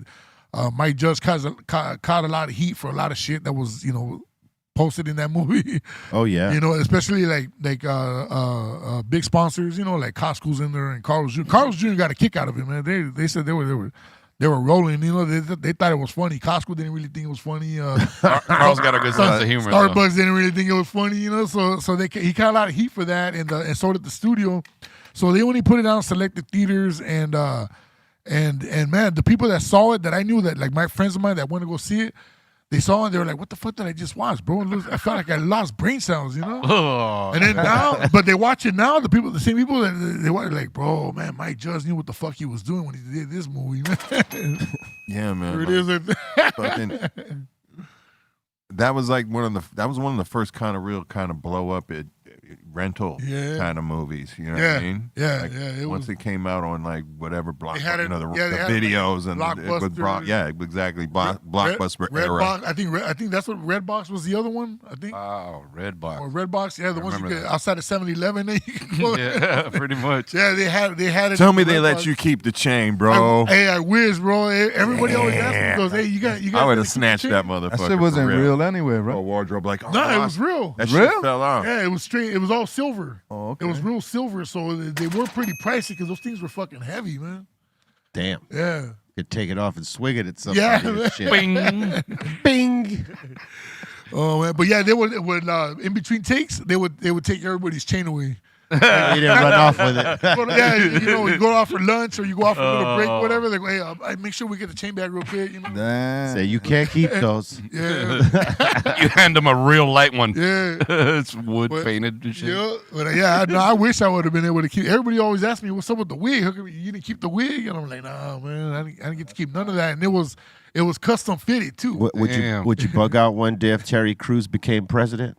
Oh man, I'd be cracking up, man. And Terry, that would be hilarious. Terry be going out there doing events, showing up as the president of Camacho. Hey, he was great. That wig is gonna wind up in like a movie museum exhibit or something for that, because that shit's a cult movie. It'll be like an exhibit on cult movies. Yeah, that'll be in there. He was great in that, man. Fucking salute to man. Terry Crews, man. He's doing shout out to Terry, man. Yeah, no, that was the first time I had met him too, man, and. You know what I'm saying? Well, everybody on there, I had never met any of the cast members, but me and Terry hit it off right away, man. We our chemistry was just cool, man, and we just became good friends ever since then, man. We stayed in touch, so man, shout out to Terry, man. He put me up on a lot of game too, man. This shit, his look was crazy. Yeah, yeah. He makes appearances. He dressed like that sometimes, man. And he was telling me, "Hey, bro, we need to get you that wig, man, and let's get the outfit and let's go out and make an appearance." It's a great wig, dude. Motherfucking like Comic-Cons and shit would probably give y'all nice Comic-Cons. checks for that, man. Yeah. I just rolled a carrot. Yeah, I see that. Yeah, looks like a carrot. Nice. Yeah. It looks like a bullet. What kind of score would you give that? Oh, you don't want to know. It's like a 2. I gave these a 5 earlier. What do you think that's gonna get? All right, next one. I'm almost getting ready to light this one up right now. Hey, if do it what works, you will. Whatever works. Bernie's asking, hey, yo, B, y'all gonna have an opener for the Yamava show? I want to catch the beginning, but my girl takes years to get ready. I don't. That's a great question. For someone who knows, I don't know if we have an opener. Hey, Todd, do we have an opener? TikTok, TikTok, TikTok, He's TikTok. checking. He's checking. His fingers are a googling. He's googling, right? Wouldn't it say it on the Yamava website? I'm gonna say probably not. There's probably not an opener, but I think we go on at like 8:30 or something like that. So I mean, you got plenty of time. Just tell her the gig is at 7:30. That's how to do it. Yeah, that's how just you gotta do it. Yes, tell your girl the gig's at 7:30. We got to be there at 6 or 6:35 or something. You know what I'm saying? He said no opener. Yeah, and then that's what I told them. Right. I I thought I was pretty precise. You get there, you can have a steak. Yeah, you know what I mean? But just tell your girl that it's an hour earlier. That way, if she's late, you're still on top. Turn all the clocks back. He said girl, right? Not wife. Tell your girl that, at the show, you gave your tickets to the homie because your mom's sick. Oh. That's pretty cruel. What if she loves Cypress Hill too? Well, then she need to be on time. Am I wrong? No, you're not. Just saying. Yeah. Say like beat the person or lock them up in jail. I'm just saying, hey, all right, well maybe the show's not for I'm just saying lie and say it's earlier than it is. So one lie is better than the other. No. Okay. They That's both all work. I asked. They both will enough. work. They both will work. Just wanted to make sure I was still a pretty good human. Yeah. Throw in the dungeon. I think so. All right. Amanda Foe saying, Anthony, I remember you and Cashflow on the All In Project, and I believe a Firme TV show. Been a fan since Browntown Looter, since Big Ups Homes. He's saying keep it up. Oh, dope, man. Thank you, man. Appreciate all the love and support over the years, man. And we were doing, actually we were on Alley TV. We're on Alley TV, and we had a TV show called The Hip Hop Show, and I was one of the co-hosts on there. That's right. We did it for like 5 years, yeah. Yeah, LA TV got a lot of local programming where they yeah, man, do shit in the culture. That's right. And then it went nationwide after a while. It was getting so popular that it got on DirecTV and Dish Network and all that. So it kind of went nationwide and man, we were showcasing hip hop from like all over the world, man. Anybody that had some dope shit that would, groups would send us videos from like Spain, from all over Europe, like France. Showing that it was truly global now. Yeah, at this man. point. So, and we showcased everything on there, like all the elements of hip hop, So it was huge, man. It was crazy because LA TV couldn't understand how like the show that had the least money that was being put into it had the #1 ratings on their network, and all the other shows that they were putting mad money in, like they were doing all right, but we were doing better numbers. And I kept telling them, like, because we're like on some global shit, man. Yeah, and you guys were doing something that others aren't doing, and they're just trying to put the money into following formats that they think work.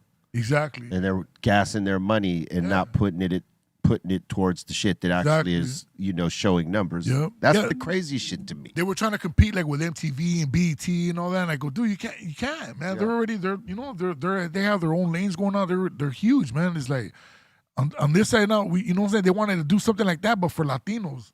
Yeah. You know what I'm saying? But I kept telling them, I go, you can't just focus on just Latinos. You gotta, I get what you're trying to do. But with the hip hop show, the reason why it's doing so good is because we have every genre. Everybody, we have everybody on there. It's a universal thing, and so they couldn't kind of like comprehend that. But so eventually, politics kicked in and they canceled the show. But now we're working on a documentary right now that we got hit up to do a documentary. So shout out to my boy Rudy, A-Rod, and Little Wedo, the producer of the show, man, and. They putting a lot of work into this documentary right now, man. Yeah, a downside for them is they don't have that #1 show. Yeah, anymore. exactly, man. I mean, they got some shows. They're still doing shit, but not quite like you're talking about. It's very much you could see how they're influenced in trying to do what MTV once did. Yeah, exactly. You know what I'm saying? And the whole thing is not getting caught up in that and doing your own thing. Yeah. Like the music and the way y'all were, showing that global love to all those different groups that were out there in different regions and shit like that. That's everything. Because there ain't too many shows that are like that. You usually hear regional shit or nationwide, right? Like what's happening on the East Coast or what's happening in the South or what's happening on the West or whatever, you know what I mean? And maybe a little bit of what's happening in Canada, but you don't hear about what's happening over the water. Exactly. And, a show like that, people will fuck with it because they, people are inquisitive. They want to know what the fuck is going on in other places other than this. Like to know who are the hip hop stars in like maybe Spain or Germany or fucking UK or, wherever. You know what I'm saying? Because there's more to it than just what we have. Yeah, exactly, man. Salute to DJ EFN. He went across overseas and made some cool documentaries as well about hip hop groups, Cuba, all over South America. Yeah, no, it's a universal thing, man. Yeah. So it's, and it's dope. Anybody? Oh, I'm good right now, bro. Thank you, man. Word, I'll take one. Word. Thank you, Lizzie. Yeah, man. Yeah, no, I mean, that's the thing, man. Is there's so much shit going around all over the world, man. That there's a lot of shit that we don't even know about, man. And, talent is everywhere. Talent is everywhere, and and there's always people that want to discover new shit, man. Yeah. So they would always look to our show. Oh yeah. To discover new hip hop, and they go out and they go look for it, man. And that's the best shit. I mean, you see Sirius Satellite have a few shows like this now where they're like doing global type of hip hop. Yep. Sort of not necessarily stations, but some stations are playing, hip hop from other places. Featuring and I think that's dope because I'll tell you what, man, I've heard some shit in Spain, Italy, France, Germany, and other places where I couldn't necessarily understand the language, but I understood the cadence and the flow in relation to the music, and it's a lot of it sounds awesome. A lot of them you can't understand it, but like when rhymes are hitting pockets in a certain way, when it's good. Exactly. You may not understand it, but you could hear it. You're like, oh, whatever this shit is, whatever they're saying, it sounds like they fucking flipped it. Like the style and cadences. It's that energy and that vibe, man. You know what I'm saying? When it's dope, it's dope. You're gonna recognize it no matter what language it's in. Exactly. True. I mean, they listen to our shit and they don't speak it. You know what I mean? Yeah, like with the Spanish shit, I understand it. You know what I mean? Because I grew up with it, so I can understand the words, and then when the flow and cadence is there, so that's a given. But like none of us here know the French language, but you could hear a fucking French rapper snap traditional style, like fucking killing it. Yeah. And you wouldn't understand one fucking word, but you would think, just the way that it sounds. He's got flow. This motherfucker killed it, You right? just know. You just know. Yeah. I mean, you really don't know, but you kind of know. You kind of know. He could be saying some whack shit. He might be saying some whack shit, but it sounds good. In context of flow and cadence. You ask somebody over there, be like, "Nah, he no good." Yeah, he said he but at that, that might be subjectable because you might ask Everlast, "What do you think of this group?" And he might say, "Oh, that's trash," and you might ask FM, and he like, "Yo, man, those motherfuckers snap." That's my favorite. Yeah. And that's the dynamic. You just never know until you ask a bunch of people on what they think about it. But but if you don't understand the language, that's what I'm saying. But then you don't really know if he's nice. Yeah, but you just hear his flow. Like, he's cool. Yeah, but I'm saying if you hear that and you don't understand it, ignorance is bliss. You might listen to that again and be like, "Yo, that shit is hard," until someone calls you, "Oh, he's talking about this or that." Yeah. And you might be like, "Oh, okay, I'm fucking with that." But until then, you might fuck with it because you like the way it sounds, because they sounded like they snapped on it. Yeah. You know, they say beauty is in the eye of the beholder. Well, music is in the ear of the beholder, right? Like, pretty much. Think about it like Music is this: in the ear half of the the motherfuckers, behind. half the motherfuckers that listen to American music that are from other countries that have to learn what these words are. They don't know them in the beginning. They fucking like it because they hear that cadence and that fucking the dynamic of vocals, all that shit, and then they learn it and figure out the words after. Yeah. We're the only assholes that don't do that. Yeah, We might hear something in a different language. Oh, that's cool, and never try to figure it out. Whereas our music goes in all these different places, and motherfuckers got to figure it out. But they like it before they even know what the fuck it is. There's Just an saying. audience for everything. Yeah, I'm saying that's music. Yeah. Sometimes my daughters love, like, every occasion they'll come back with like a Bad Bunny or something like this, totally in Spanish, or even some K-pop. Yeah. And I'll be like, "Do you even know what they're saying?" They're like, "Nah." And I'll be like, "Okay, well, I ain't hating on it. I'm just like, that's interesting." Yeah. But It's then, the it's energy. kind of the same principle. Yeah. Right. Yeah. Not Daddy Yankee. I remember going to Europe, sitting in a hotel and being like, "Oh, this German group is Bad Bunny, destroying definitely. whatever this beat is." And He got the young kids right now Yeah. rocking the Bad Bunny. He got everybody right now. And a lot of these kids don't even speak Spanish, or they don't even understand Spanish. And it's feel something it. we wouldn't have been exposed to. Exactly, Just yeah. because Oh, yeah. on our radio, they would have been like, "No, that's." But you that's know what? not Like that, English, like his that's music not American. is party music, Yeah. so Now it's everybody can different. relate to party music. Yeah. And the Hey, whole the crazy shit is that some of them don't understand what he's saying, but they'll listen to it and they'll memorize the words, not know what they mimic fucking it, mean. start Yeah, learning how to speak Spanish. Oh, yeah. You That- see it at the club all day. yeah. And that's the funny shit. They're doing what like people in other countries do with their own shit. Yeah, like when you guys go overseas or whatever, and people don't understand what you're saying, but they're singing along to your shit. Yeah. Yeah, there was a trip going to Japan for the first time and seeing these motherfuckers sing every song back to us, and they barely know what the words are. You know what I'm saying? That's dope. They don't even speak English. That's what I'm saying. Yeah. It's that energy, that vibe. It's man. the energy, the frequency, the vibration, all those fucking things that roll in. That's music. Yeah. You know what I'm saying? What can you do? Yep. Thank God for that, man. For real. All praise due. Next one. Browsy saying, happy birthday, DJ FM. Salute to the table. Yo, thank you, Browsy. Appreciate that. Yeah, man. Amanda Foe saying, damn, those booze gave Everlast PTSD. No, absolute facts. But it can never be duplicated. I don't think that could ever be duplicated. Like again, unless you do a movie about it and you reenact the part. Right? That's the only way. Even then, I'm gonna be like, this ain't quite it. This ain't quite it. I'm like, you're gonna have to be there and be like, is that it? You have to motivate the crowd to hate you. I do. The fact that I survived that is why I was able to be here 30 plus years later. But absolutely facts. Yeah. I would not have gone the second night if they not kidnapped my mom and held her hostage at the venue and told me I was a pussy if I didn't show up. That's basically what they did when my mom called. They were like, honey, you got to come. It's like Amanda Mafia bossed you. You know, she showed basically said, I'm having your mom call because you're being a pussy. Yeah. You know, it's settled. And then she went psychologically. And then she went and had your mom picked up and brought to the venue, which was 10 minutes from my house. Yes, so that was very mafia style. All the time selling me the whole, it's gonna be different tonight thing, and me just thinking it's bullshit. But we've already run through that part. But yeah, totally different. Yeah, I do. Yeah, it's still like one of the worst nightmares of my life in this business. Hey, real quick, salute to Amanda Demi. Sounds like a nightmare. Gangster. Very gangster. He's still probably Get your ass on that stage right now, motherfucker. One of my favorite people in the world. I know she's an amazing photographer. Yeah, she is. All right, next one. Karina saying, I too saw the LG interview FM, or the Lady Gaga interview FM saw. He wasn't tripping. Maybe there was two versions of the song. I don't know her music like that, so I can't really say. Maybe there is two versions of the song. Who knows? Artists do that. Yeah. Artists do that. Yeah. The street version. Yeah.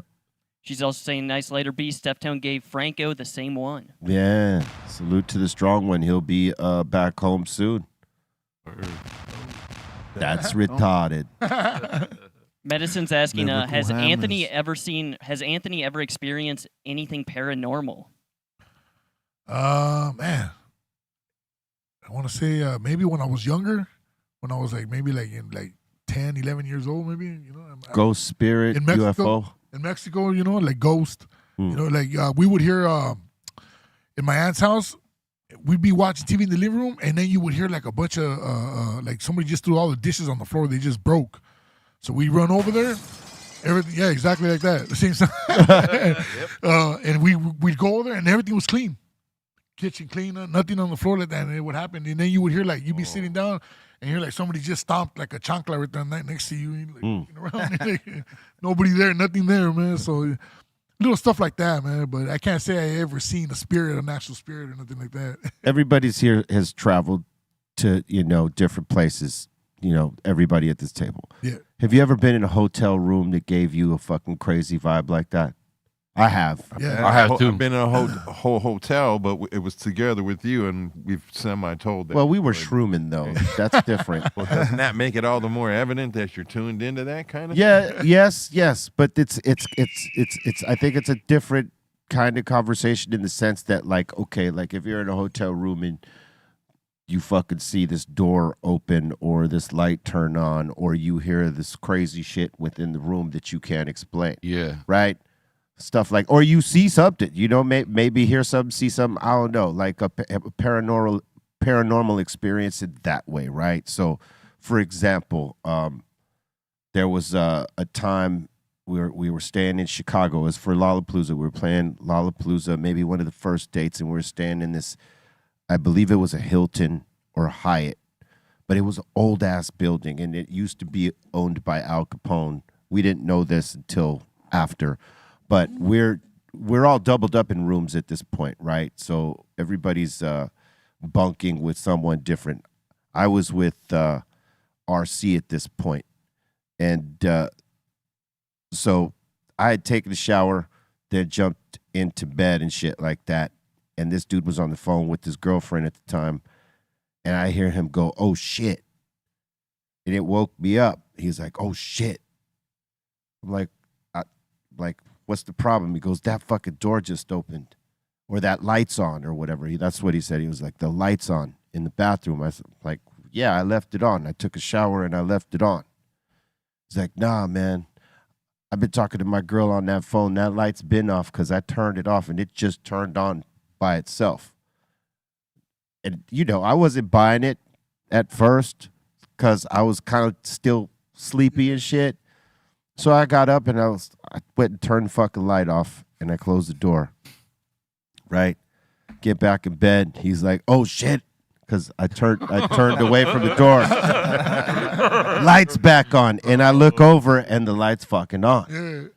And so I go back, I open the door, and I click the light off again, and I check to see if there's one of those timers, you know what I mean? Like the heat lamp or something. I'm thinking maybe, I don't know, something. Right. There's no fucking heat lamp. I click the light on, and I click the door shut, right? Because I thought, maybe I left it open and he's fucking with me. He just maybe pushed the door open and turned the light on to fuck with me. That's what I thought was going on, right?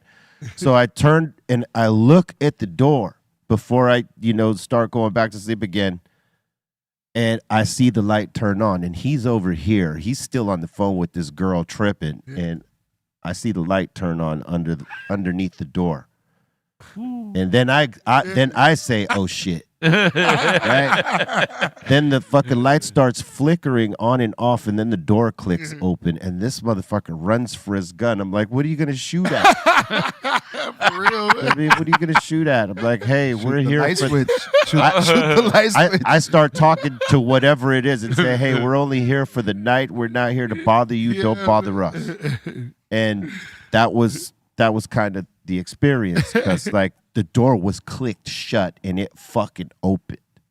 Wow. You know what I mean? And not to mention the lights fucking flickering. I think if he would have shot the whole light off, then it wouldn't have came back on. Yeah, that part, but how do you explain the door? What are you going to do, shoot the door? He was ready. You going to shoot the door too?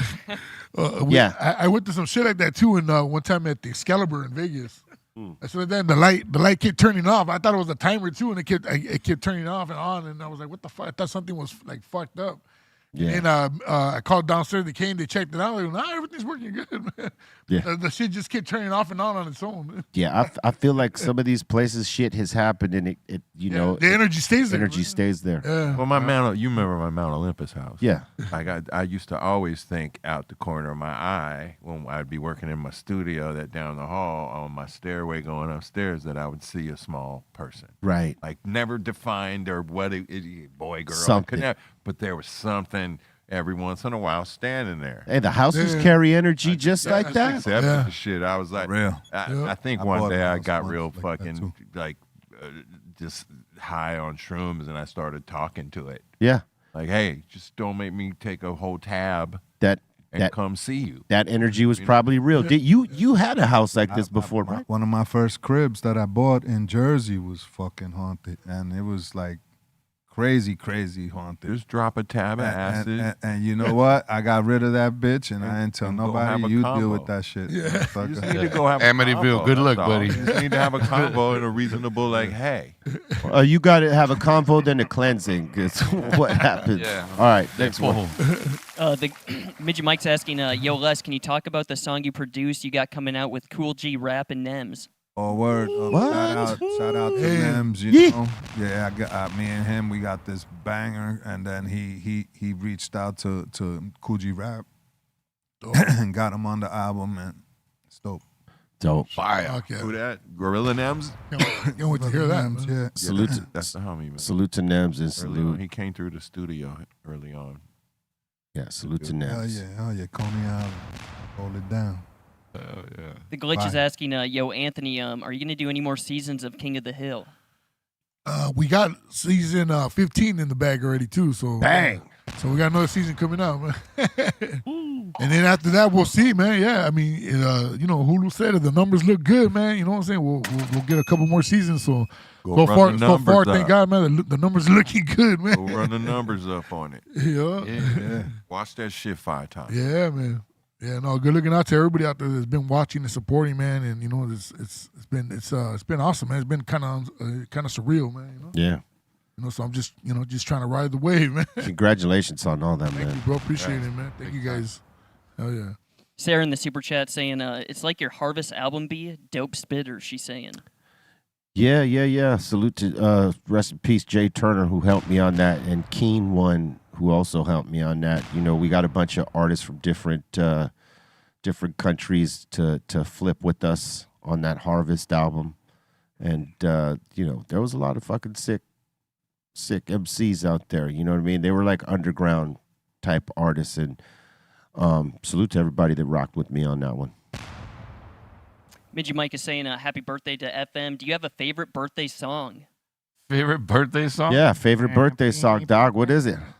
Come on. I don't have a favorite bullshit. You got a favorite birthday song? Beatles. Today's your birthday. What? That's Beatles, it? yeah. Rihanna. Are you that's the fucking only with one me? I could think of. Not Katy Perry? Katy Perry. Birthday? 50 Cent. Is this real? Birthday. It's fucking real. Imagine me Only if Katy Katy Perry jumps out of the cake for him. That's the only way he's going to take that.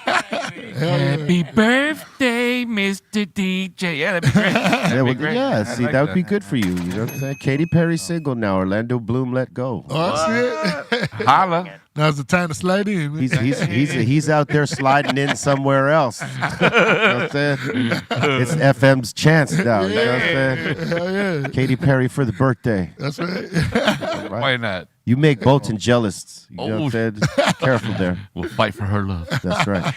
She may do that crazy, awkward run around for one of you guys. All right. I'll probably butcher this. Luis is saying, happy birthday, DJ FM. Shout out to Citric. He's saying, Vea con Dios.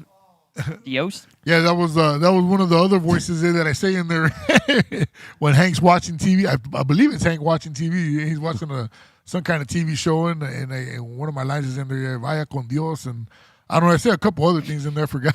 Say that one more time, so our in-house white guy over here can get that part right. Vaya. There you go. Hey. There you go. Vaya con Dios. Vaya con Dios. There we go. Yeah, how'd you say it better right there than you ever have? He's holding out. You see this? Uh-huh. Trying to impress you and shit. He's holding out on us. Fuck it. I remember Fat Joe, that was one of his lines. Like he ended his rhyme. He was like, Vaya con Dios. For real? He was like, shit. Yeah. For real. All right. Is doing voiceover work a lot more chill than actually like doing actual acting, I guess? Yeah, man. It's totally like super chill compared to acting because, you didn't got to learn a bunch of dialogue. Basically, all the dialogue is already written on paper and it's right there in front of you. So you just go over it a few times, The director tells you, hey, try it like this, try it like that, and you just give them the lines, man. And, you could go in there dress however you want to dress, man. You ain't got to worry about nothing, man. Just bring it to life. Bring it to life. That's it, man. Yeah. It's Sounds probably like a fun job. It's probably like the most funnest and easiest job I've ever had, man. Because that shit sounds like fun. You're just going to go just make voices and exactly, man. Talk, be funny, whatever. I did a couple of commercials back in the day, and I didn't even leave my house. I went downstairs to my studio. They sent me the shit they wanted me to read. I read it like 5 different ways. Yeah. Sent it back. There you go, edited it out. It was like a Converse commercial and something. Yeah. That soda commercial. Oh yeah. You got for like 15 minutes work, dude. I probably got like 80 to 100 grand for like my voice being something for this long. I was gonna say that too. Yeah, you know what I'm saying? It's like you're not really in there that long, so you don't really work that hard for the money. Yeah. Hey, fuck it. Yeah, but you guys did The Simpsons, no? Yeah, we did the Simpsons. Yeah, I remember that. Yeah, that was a cool experience. But I mean, it wasn't hard because we're just playing ourselves at that point. Yeah. That they wrote whatever they were writing, and we put ourselves into it. That was cool though. It was a great experience. Yeah, that was classic with it too. And you were in the Rugrats thing too. Remember, I went with you to that for a fucking heartbeat. Yeah, yeah, for a heartbeat. I do more. I do more voiceover work. Just I haven't really focused on it, but I would. Because we were doing that shit, when we were on the beat for all those years. That's right. Like writing all this, we were writing sketches, and him and two other guys and myself, we do a bunch of different voiceovers. Bunch of different voiceovers for all the sketches that we did. So, oh man, hell yeah, yeah, different accents, all kinds of shit we used to do. It's funny as hell. Yeah, it's fun to do it. You know what I'm saying? When you write it, it's easier though. Yeah, exactly, man. All right. Mike's asking, Citric, what was your first car when you got a big bag? My first car was probably I think I got. Oh, it was a Cadillac Escalade. Cadillac Escalade. That's a good pick. Cadillac Escalade on I think I had 26s or 30s on there or some shit, man. Either one. That same day, man. They look good. Yeah. That same day I got it out of the dealer and went to go hook it up, man. Rims, system, and everything, man. And I was like, man. I gotta tell you, man, that Cadillac Escalade was supreme as far as SUVs go because it rode smooth like their regular ass Cadillac. Exactly, yeah. That shit was in everybody's video. Yeah. Oh yeah. I had a Cadillac Escalade. Like, the new ones are crazy. The new ones are super dope. Yeah, I still like some of the old models though. Yeah, I like the body. The square style. Yeah, the body style. Those older models are sick. That man. new one's dumb. I'll tell you what though. We used to say that shit is dumb. I'll tell you what though. Cadillac's always been one of the smoothest rides. Yeah, Smooth. Yeah. Pimp. I had a few caddies, and the way the sales guy told me, I'll never forget. He was like, "This car right here is classy, B. It's classy. You could do whatever. You could roll up and Dude, that's our it." I whole was like, squad had them at one point. Oh, yeah. it's a smooth Pretty ride. much. Oh, yeah. You know, it's like, Yeah, can't fuck with it. I'll tell you what, the way that a Mercedes Benz is like a very smooth, floaty ride. Yeah. The Cadillac is that same smoothie, floaty ride. Just a crimp off. It's We a all crimp had off. that second body style. Yeah. When they went to that little angled out looking sneaker looking one. Yeah, that was a nice You style. had a green one. I had a burgundy one. I don't remember what color Love mine was. caddies, Shit. dude. Oh yeah, No, you can't go wrong with Cadillac, man. We, I Yeah, think that's the the- homie that's the- Paige did them all. We all had the little Yeah. push a button here and there, and certain Stat spots. certain activities would happen. Yeah. I like that. Yeah. Certain activity. Oh man. Yeah. We had some pretty gnarly stat spots. You could. Yeah. Some 007 shit. I'm like, just saying. We were really. I'm not we quite were, sure what we, statute of limitations on certain. we were running pretty. activities are. We were running pretty fucking. We were running pretty fucking crazy back then. You know. Somebody might still own that car. Too. Like, hey. Yeah, stat spots were a must, man. Oh yeah. Hey, I'll tell you what. On two of my cars, whoever bought them, they never even knew about it. I didn't. To this day, they probably to don't this even day. know, man. Like I had this Got, like, Lexus. some money or something in there. That's you fucked up. So I had this Lexus in there. So I had this Lexus and Comes that- with the car. Excuse me. I had a Lexus, right? And that year they had a Lexus. That Lexus seat you could split in two. Do you remember that was the GS something, GS 6, 7, something like that? It was that gray one I had, right? Right. Yeah. And the way we worked it out was that we popped that seat in half with the hydraulic arm, and it would pop out, and you could hide a bunch of shit in that back seat. And when the fucking hydraulic arm pushes the back up, there's nothing that could pull that shit. It's like 400, 500 pounds of pressure. Yeah, so you could not open up that stash spot. You could tear that car up. You weren't opening that seat, right? So fucking, I had that shit for years, right? and then I eventually, huh? It was on the door. No, it was on my passenger seat, the back of the seat. Yeah, it would pop out. Cop's like, why does it smell like weed? But there's Yeah. no weed. Yeah, they could search the car. They would never find out. They would never find out how to pop that button. And when I finally sold that car, the owner that bought it off me, I never told him about that. There might be something in it, right? Oh shit! Oh man, nice birthday those gift. things were crazy. Yeah. The homie that built those, because in the trucks we put, where we put them. They'd just be up tucked right under your leg right there, but you had three buttons and that thing wasn't you weren't pulling that apart. Yeah, you couldn't pull them apart. I mean, if you were lucky enough to figure out Even the code to detect pop it. it, Yeah. that was the only way. Got pulled? That was the only way you were gonna pop it is if Yeah, you that's figured one out the thing. code. You weren't just gonna pull it open. You couldn't. It's a hydraulic arm. Yeah, You know? exactly. Yeah. But we would be deep places, and the police would definitely love to have caught us doing shit. Motherfuckers looked through our cars. Yeah. I never got that thing. That thing was never even detected. Because they already expect this for sure. These guys have something, man. Oh yeah. So they're I'd get pulled already over looking at you a like, lot. oh, I know this guy got something on him. And stash spots weren't unknown. But most people were shitty. Yeah. Like these were immaculately immaculately done. pulled over? Sophisticated shit. Immaculate. What were you gonna say? I was say, remember when we got pulled over with TRT recipes? Oh yeah. Yeah. Was that yeah. Pico? No, it was off of the 101 freeway right there by the park. Oh, Rampart. Yeah, what? No, not that part. It's the other side. Is it?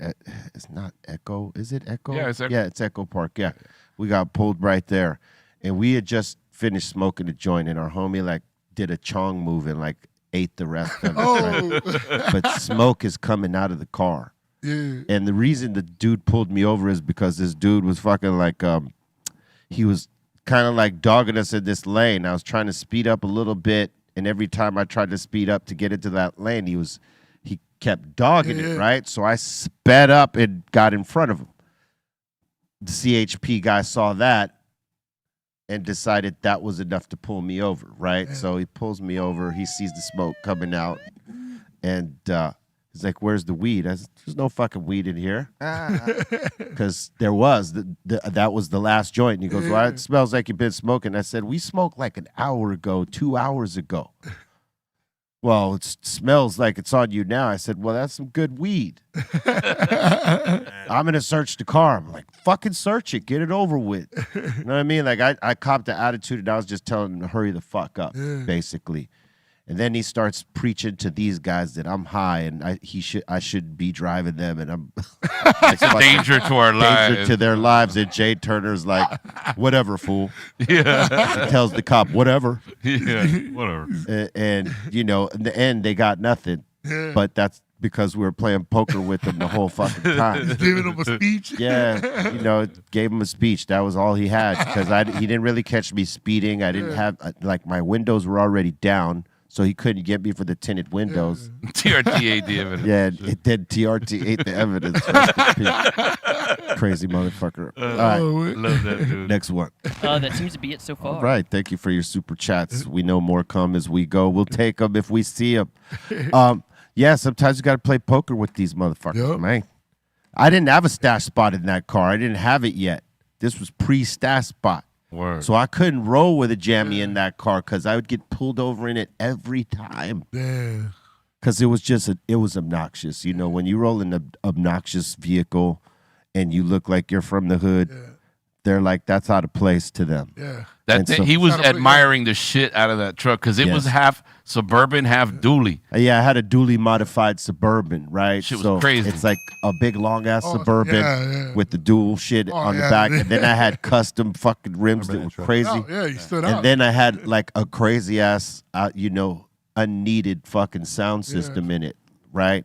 So it's bumping and rattling. It's, an attraction on wheels, right? And they're looking at me, and then he sees smoke coming out of the shit. Yeah, I'm pulling this fucking guy over. And I got pulled over a lot in that truck. That truck cost me a lot in terms of citations and attention. Those fix-it tickets, right? Oh, man. They add up, man. Yeah. And parking for that fucking beast. I went to jail for 2 weeks one time, man, for just fix-it tickets. What? Yeah. Man. They'll do it. Yeah, they held me up in county for 2 weeks, man, for fucking a bunch of fix-it tickets. No way. So they had me on the Grey Goose, man, going to all these different cities in the area, man, just getting all the courthouses. But the main courthouse, that I got a lot of tickets was from Downey. Downey police did not fuck around, man. Yeah, I So know. it was like anytime I stepped in that city, man, they purposely they were already on me, man. Yeah, Downey doesn't fuck around. They should have like an office you could go to right before you go in there and be like, let me get like 400 in credits right now. Buy some tokens. So and whatever shit, I do is just took care of already. Yeah. We're going there actually. Probably. That's the sad part. That's probably coming. Where? Like where you have to buy credits for shit like that to drive through a town to make sure. speed. Yeah, I mean, Just deduct it from your credits. It doesn't sound far off. You know what I'm saying? It's plausible. Yeah. I did that one time when I was in I think it was Rosarito or Ensenada. We were out there in one of the hotels.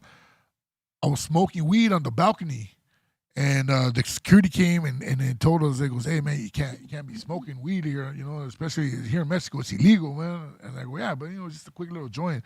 "Oh no, well, you know, all the neighbors are complaining. You're gonna have to come and pay a fine." You know, well, how much is a fine?